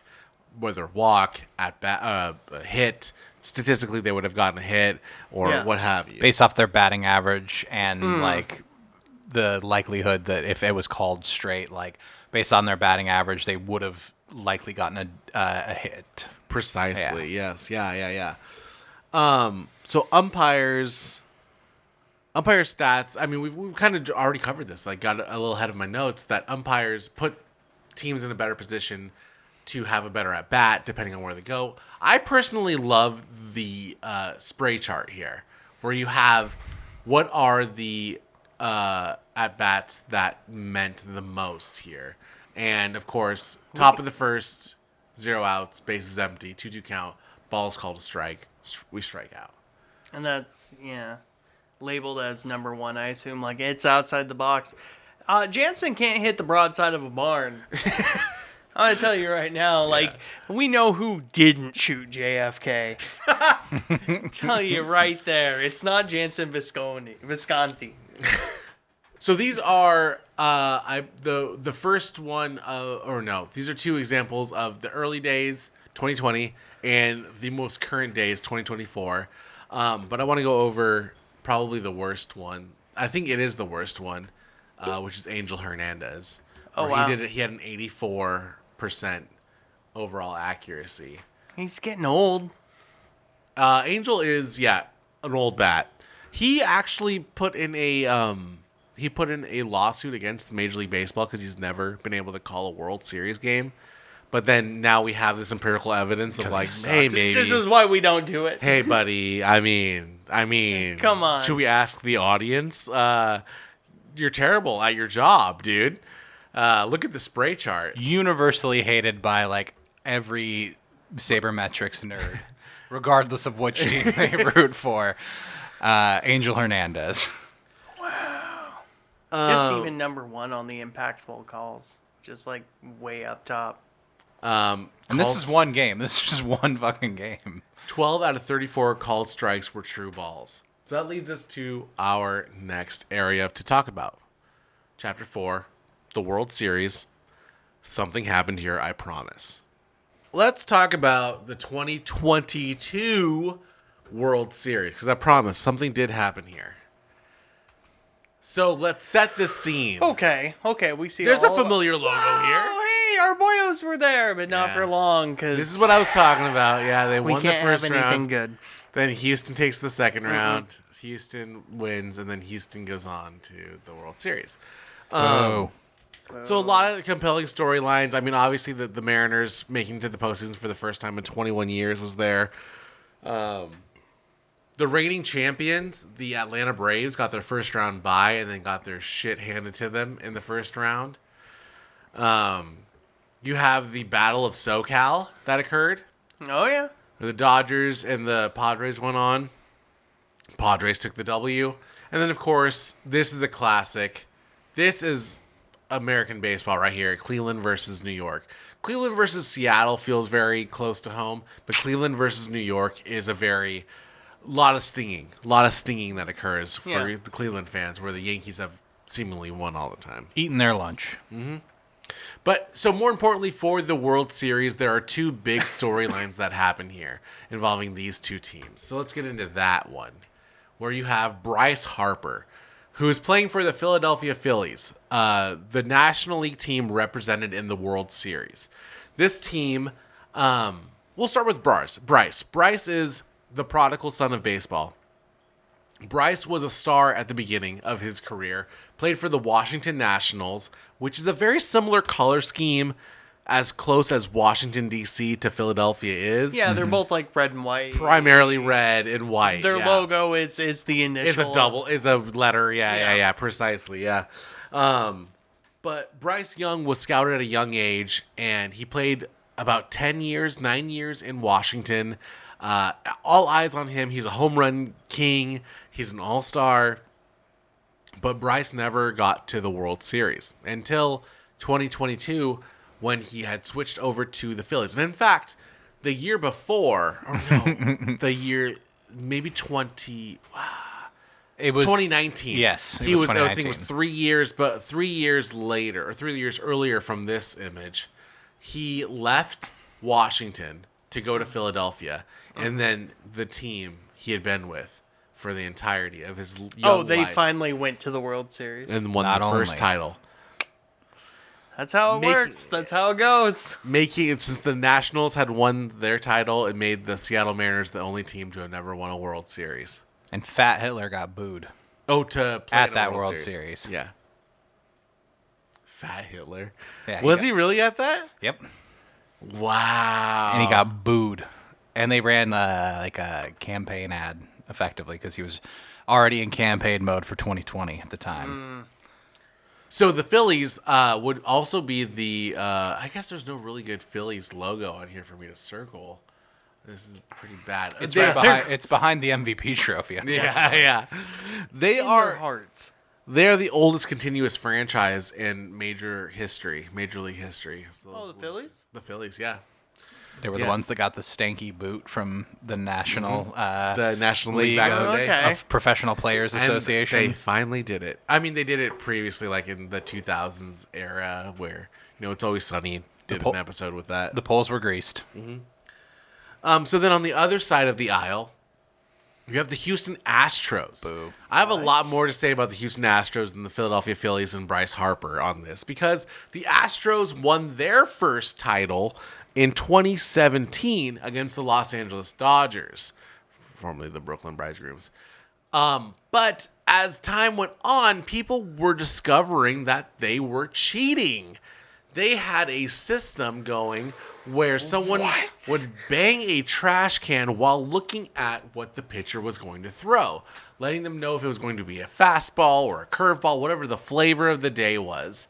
And players would then have a tip on what was going to be thrown at them. I mean, an for edge. for our layman's, Yeah. the catcher getting thrown to from the pitcher throws out signs to signal like a pitch. These are usually hidden, of course, from the other team, but of course the batter who's trying to swing at him, as well as runners, to their best efforts. Second, the player on second base could decipher, but the angle for them to see what the catcher tries to hide between their legs as close to their PP as possible. Yeah. What they're throwing. But also trying to communicate from Yes. second base. is Exactly. Like a impossible. second baseman, because it takes your batter's eyes off of what's happening. The pitcher could fast throw you if you're trying to look at your second base runner and be like, what's he Yeah. throwing? Or backing down at what the catcher's throwing. Yeah. But this is, you have a camera that's filming it. You have a monitor that's showing it to the dugout, and then somebody bangs on the trash can for bang 3 times for a curveball. Precisely. Yep. That's exactly what is occurring. And it's not even a hearsay thing. They were actually found guilty of this by an investigation through the Major League Baseball, but Oh shit. they did not rescind the World Series title. Nope. No players involved were suspended. What? Nope. Sounds like a conspiracy, does it not? Also, there's What? the genetic cheating of Jose Altuve, the man in both those pictures there. That's not a real thing. It's not actually cheating, but a man that short shouldn't be allowed to be a batter. Right. He has a, His strike What's he zone like? is so small. He's 4'5" Yeah. and he's full of fury. Well, and also a batter's strike zone is from the bottom of their Yeah. elbow to the top of their knee. And so when a you're short batter when you're has a an tiny little advantage. man, Yeah. it's impossible to throw a strike on him. yeah, and he does a very crouched position too, so it teases the umpire's eye of to what the true dimensions are, causing a lot, more inaccurate throws or inaccurate calls. And then, but this image specifically, has been a lot of evidence on Twitter and the internet of the cheating.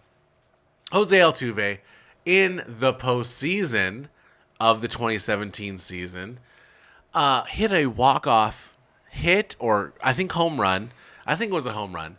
And a walk-off is like the game's over. The home team has won. Take your time celebrating. Everybody comes out onto the field. The last possible moment, you did the thing, you won. So he's rounding third, and he is starting to unbutton his shirt. And as a thing of the crowd of your team at home plate to meet you, to celebrate with you, the thing is, like, they'll start ripping your jersey off of your chest. He was telling them not to rip his jersey off of his chest. He was signaling no because, very much speculation, this part was never confirmed, that he was wearing a buzzer that would signify to him something that would trigger. some physical trigger that would say that he is what kind of call is going to come next. Should have taken a page out of Magnus Carlsen's book and done a butt plug. Yeah. Yeah, should have been Yeah. a butt plug. Huh? Yeah, because they don't take your pants. So in 2017, they win the World Series. The Astros do. They wouldn't go back in 2018, but in 2019 they would, and they would lose. In 2021, they would go back, and they would lose. So the stakes for the Houston Astros in this 2022 World Series is the prove it one.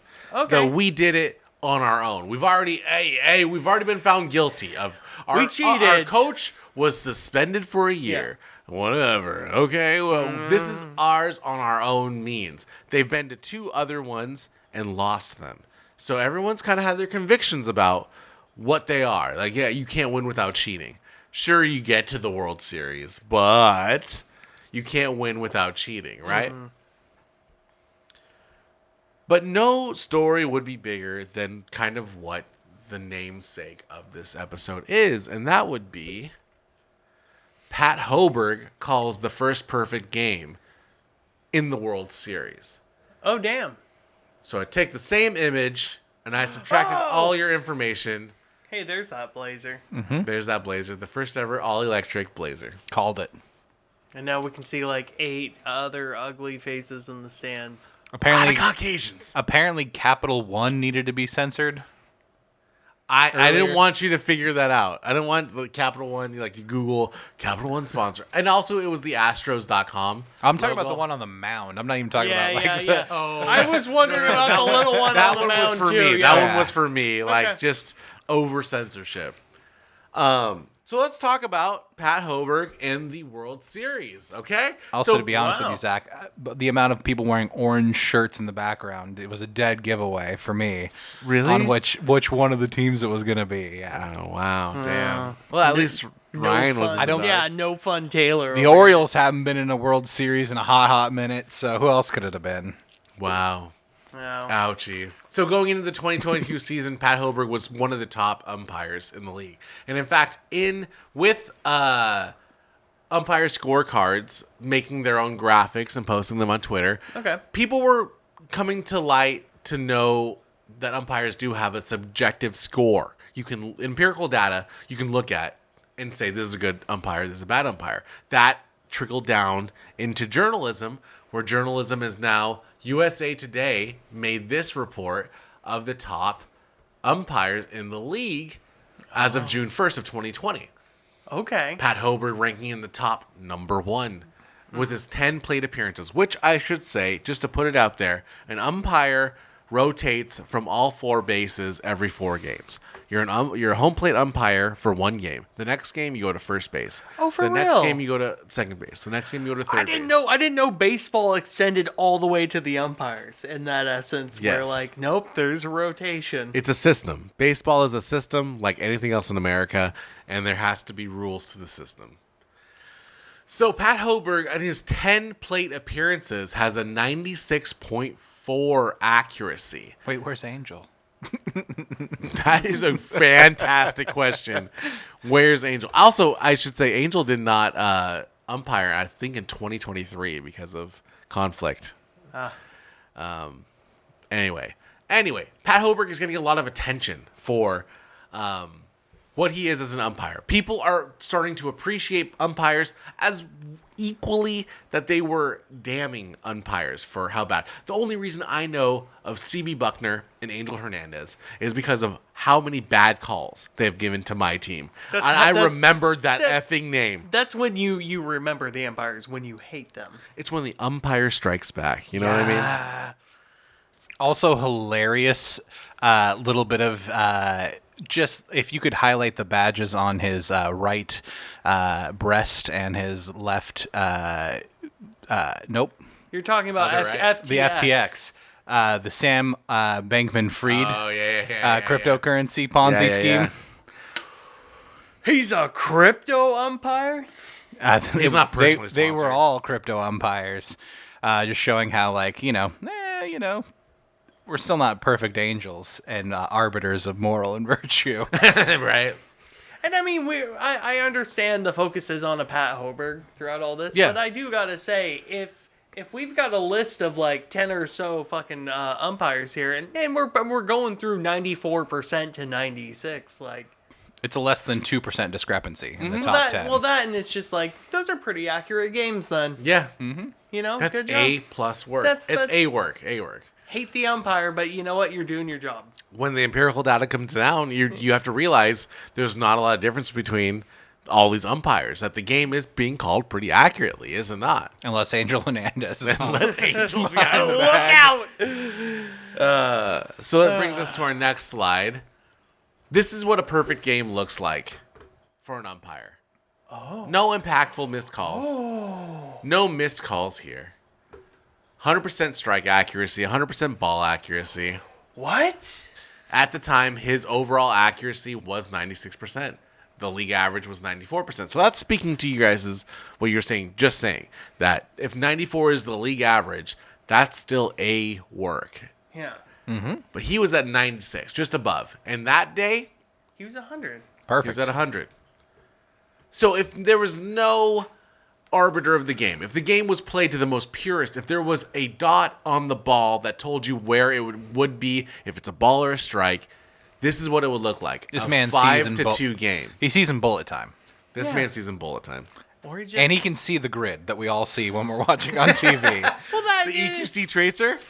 to of course speak to the man's craft and love of the game and attention and professionalism when it comes to his profession. Yeah. It's just sort of like, man, that coin really flipped up heads like Every single time. Where it's just kind of like, when it's kind of inside, in the Should I gray call it? area. And I wonder how many calls he was bailed out on. Like a ball that was going to be swirling, like maybe just the last second, it would cut really in and be a ball officially. I would call it a strike, but then the batter just swung at it, and it was obvious. I can't call a strike. I can't call a ball on a swung Because you ball swung. because you swung on it. So thank God you bailed me out on that. yeah. This is the first data collected perfect game by an umpire. And when umpire stats started their thing, they backtracked to the 2015 season. So this is as of 10 years ago. Well, we'll enter our 10th season of this. That this is the only perfect game for an umpire. Everything else is subjective. You don't have the stats for it. And as you look at what is the law, the judge, jury, and executioner of a game of baseball, it is satisfying to know that they did their job to the perfect accuracy. Yeah. It was only up to the two participants of the sport that we look at, that we put names on the back of their jersey, right? That they're the ones we came to see.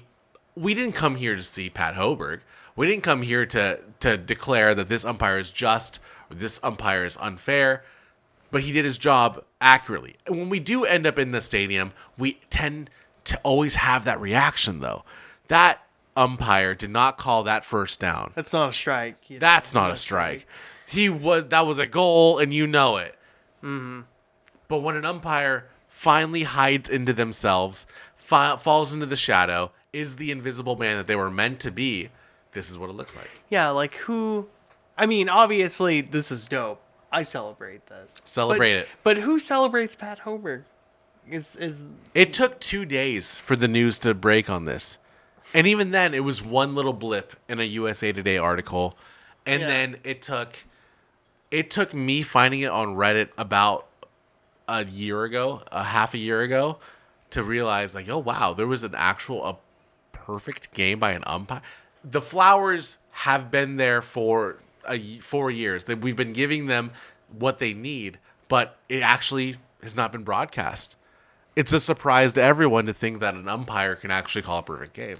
Well, that graphic in our lower right-hand side of the corner, it wasn't created by Major League Baseball. No. They don't have an incentive to like celebrate when one of theirs is perfect, because that creates the image of like, and helps sow the seeds of doubt that like, oh, that umpire that called that crucial strike against your team may not Guess have, what? may not have have been been, doing a good job.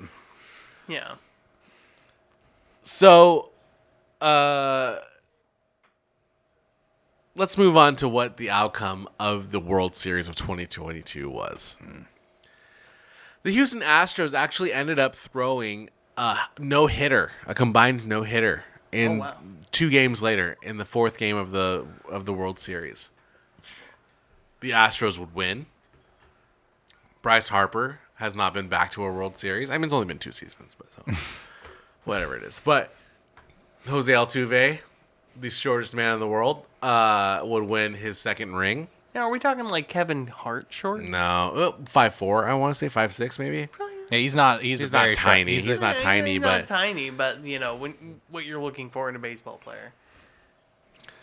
I mean, he's fast. yeah. He's yeah, fast and he's a good hitter. He's fast and scrappy. There you go. That's all you need.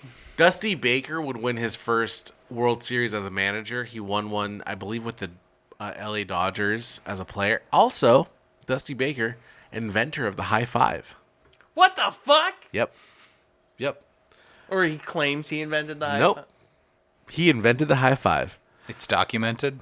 Super documented. October 7th, 1977. He's been alive for 300 years. You're telling me Star Wars came out and nobody high-fived after Star Wars until well after October. It was when him and Glenn Burke, who was the first openly gay athlete, if you will believe that, put his hand up after a home run to wave, and then Glenn Burke came up and slapped it.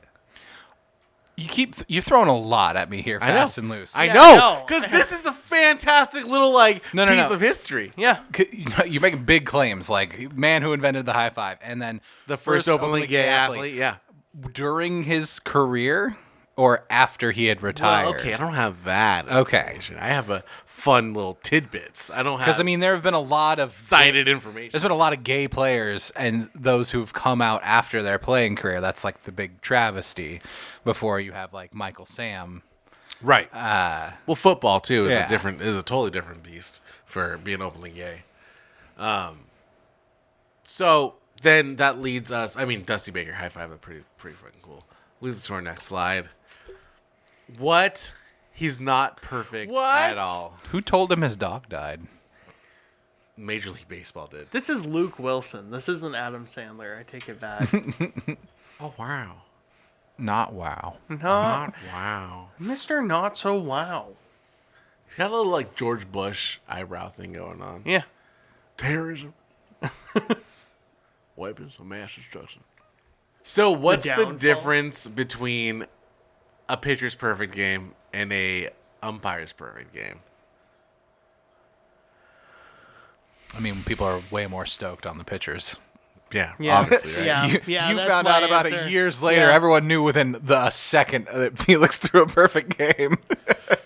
Everyone's hyped. Literally the moment that Yeah. pitch hit a glove, everyone knew what had occurred. It took right? 2 days for the most hardcore fucking metrics nerds to figure out that he did it. The calculator took a long time to load those numbers. Yeah.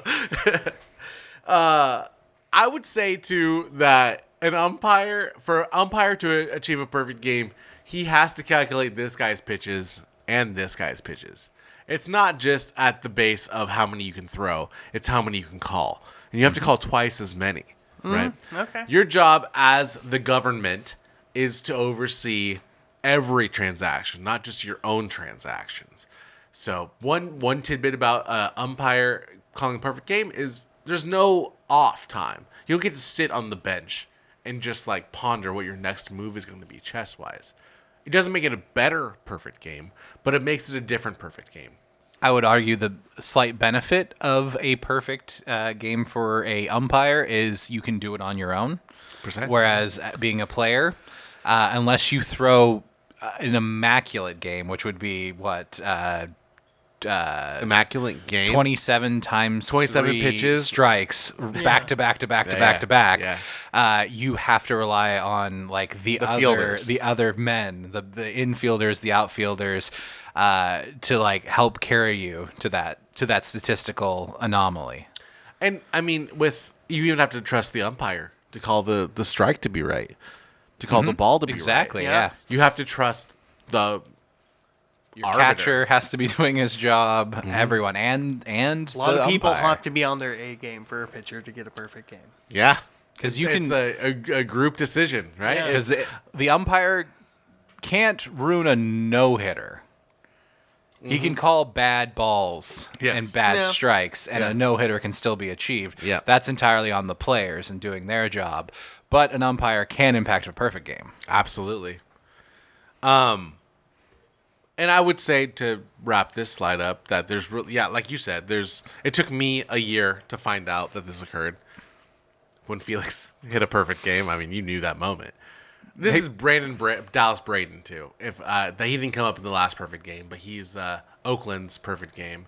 He's an announcer for them right now too. I think he quit this year because they moved out of Oakland. But I wanted to include another perfect He's homeless now? game. Yeah, he's homeless now. He's announcing like fucking rat fights behind the Motel The only 6. sport that Oakland has left. yeah. But yeah, there's no champagne baths at the end. There's no graphic that goes up on the scoreboard right after it happens, right? There's no plaque at a stadium. There's no Remembrance Day. Like I didn't even put the date on here. Doesn't matter. It's an umpire's perfect game, you know? It was Doesn't get sometime its in flowers. October. Sometime in October. 2022. So what makes Pat not perfect, right? Well, he started off the 2023 season. The very next game he called, guys, 98% accuracy. Uh-oh. Well, I mean, if you're like, I come from a strict household, and we gotta get 100 out of 100, baby. If Pat Hoberg is That's the what son, I've been delivering. is and the now son when of an immigrant, then he's fucked. yeah, and I got come home with a 98. I'm fucked. So he missed 3 calls, and these are the only 3 calls, right? Impactful missed calls. Top of the second, Waka to Mustakis, 2 outs, runner on second, 2-0 count. Strike is called, a ball. So it's a 3-0 count. Yeah, that's not bad. Look at these edges. Yeah. Look at these edges. He's Can you getting blame him? close. The kid almost went back-to-back perfect games. Also, it's 2 outs. It's not like it ended and got the 3rd out. Like the other errors we've seen, where it's just like, it's very egregious. It ended that half of the inning. Impactful's doing a lot of heavy lifting in that Yeah. impactful missed calls. Yeah. Because they're the only. Yeah. They're the only missed calls. And like the other 3 were like, oh, these are the 3 worst that they fucked up. It's the only 3 Yes. that he fucked up. Yeah. So what an almost perfect scorecard looks like, it's this one. Okay, but I teased it a little bit too early. But who's getting up on our boy Pat Hoper? Oh, I think that's John Farrell. This is just a random pick to fill the frame. I think this is the Boston Red Sox manager. I just wanted to, what's an image that says, get off my back? We needed to see Pat in his natural environment, Yes. getting yelled at by somebody from some team. Somebody By with an meat old man dressed in a uniform. And he's like, "Don't you know who I am? I pitched I called a perfect sweats. I game. called a perfect game. It's 100%." MLB punishes Pat Hoberg for violating gambling rules after investigation. What? Mr. Not So Perfect also is a gambler. What? Pat Hoberg has not umpired a single game in 2024. He's been under that season's over, so Yes. he didn't Yeah. he didn't touch a single He didn't one. touch a single game.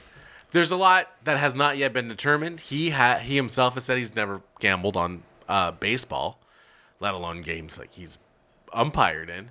But it begs the question, what happens when your umpire is the one that chooses the outcome of the game? Someone who could be so perfect at the game. Yeah, somebody who's squeaky clean at calling games.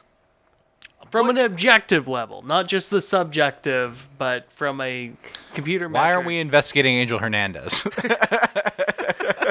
Lock him up. Why can't we just plant gambling evidence on Angel Hernandez?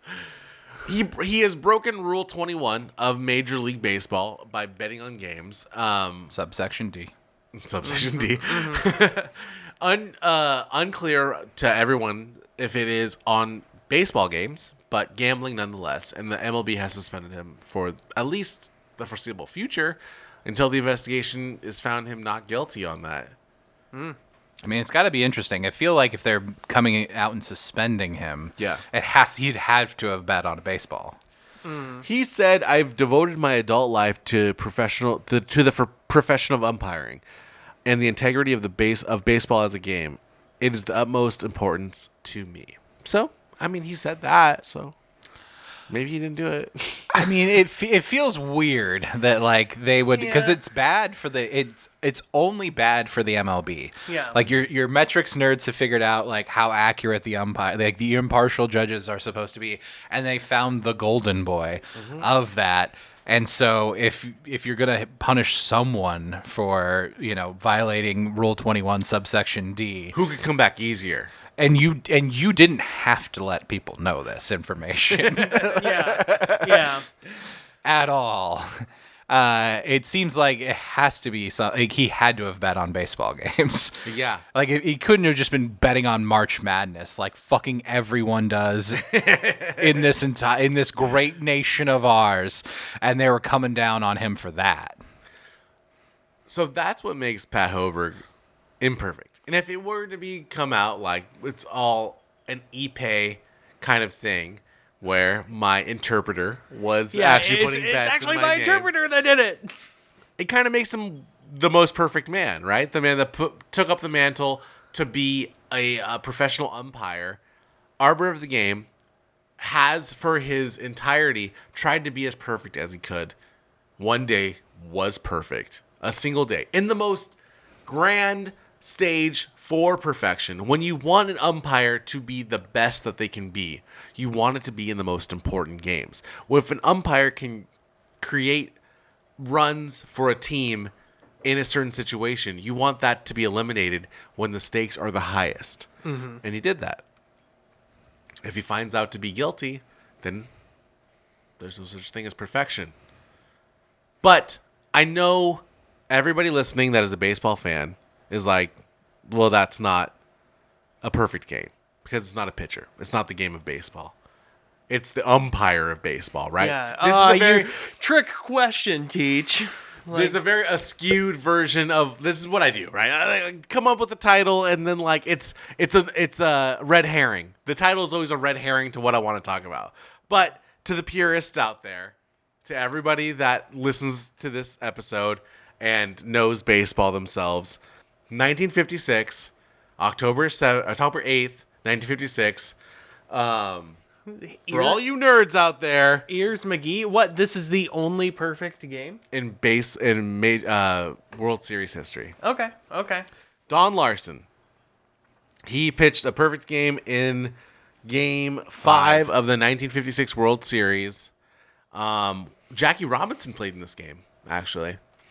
And he is the only one that got close to a hit, where he did not beat out a hit to first. It was about a 1 foot, one step. He almost beat out a run. A hit. Beat out a hit to first. Other than that, incredibly too, this is the Brooklyn Dodgers at the time. They would go to LA, but at the time, Vin Scully was announcing the game. Any Major League purist. This was 1956. Vin Scully retired in 2016. He was a baby calling. He was child. in the booth going, and it's a strike. Hit the twink. He would go on to announce for another 60 years in baseball. Just an incredible sign of the times. But he got to call, which is like a weird, it's a very baseball thing. Like the highlight of your career, calling a perfect game, it happens at the beginning of your career. And you just got to keep chasing that dragon for the rest of your life. It never happens for 60 bummer years. it was against the team that you're calling for. If he was a Dodgers announcer the whole time. Exactly, yeah.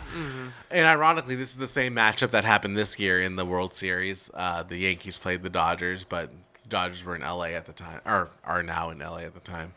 So, yeah, there was actually a perfect game that happened in the World Series, technically. This is but the only one. only one. There's only been 24 perfect games. Oh, yes. I keep...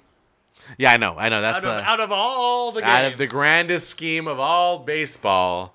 There's only been 24 perfect games. Felix Hernandez was one of them. Don best Larson's another one. Yeah, definitely the best one. Definitely the best one. So that is the episode for you guys. I'll leave you on whatever is the teaser that'll come for the next, and that is no guts, no glory, no story. And that is Bob Costas with 2 pink eyes. Yeah. He Who is farted in his face? Dude, he's got double Beijing did a number on this guy. he's got double pink eye. He's got a goat jaw. he just got done crying for 3 hours straight, and he's higher than giraffe pussy in this picture. So thank y'all for hanging out for this episode. Thank you. Appreciate you guys sticking around for another perfect man. Maybe there'll be a third one. We'll find out. If there's a perfect game, it could be a good story. There's always room. I think always a There's story. 20-something other perfect games to discuss. None as good as Felix's, none as good as Pat Hoberg's. So, yeah. Thank you guys for hanging out. I'm Zach. I'm Ryan. I'm Tay Rob. All right. Well, there it is. Boom.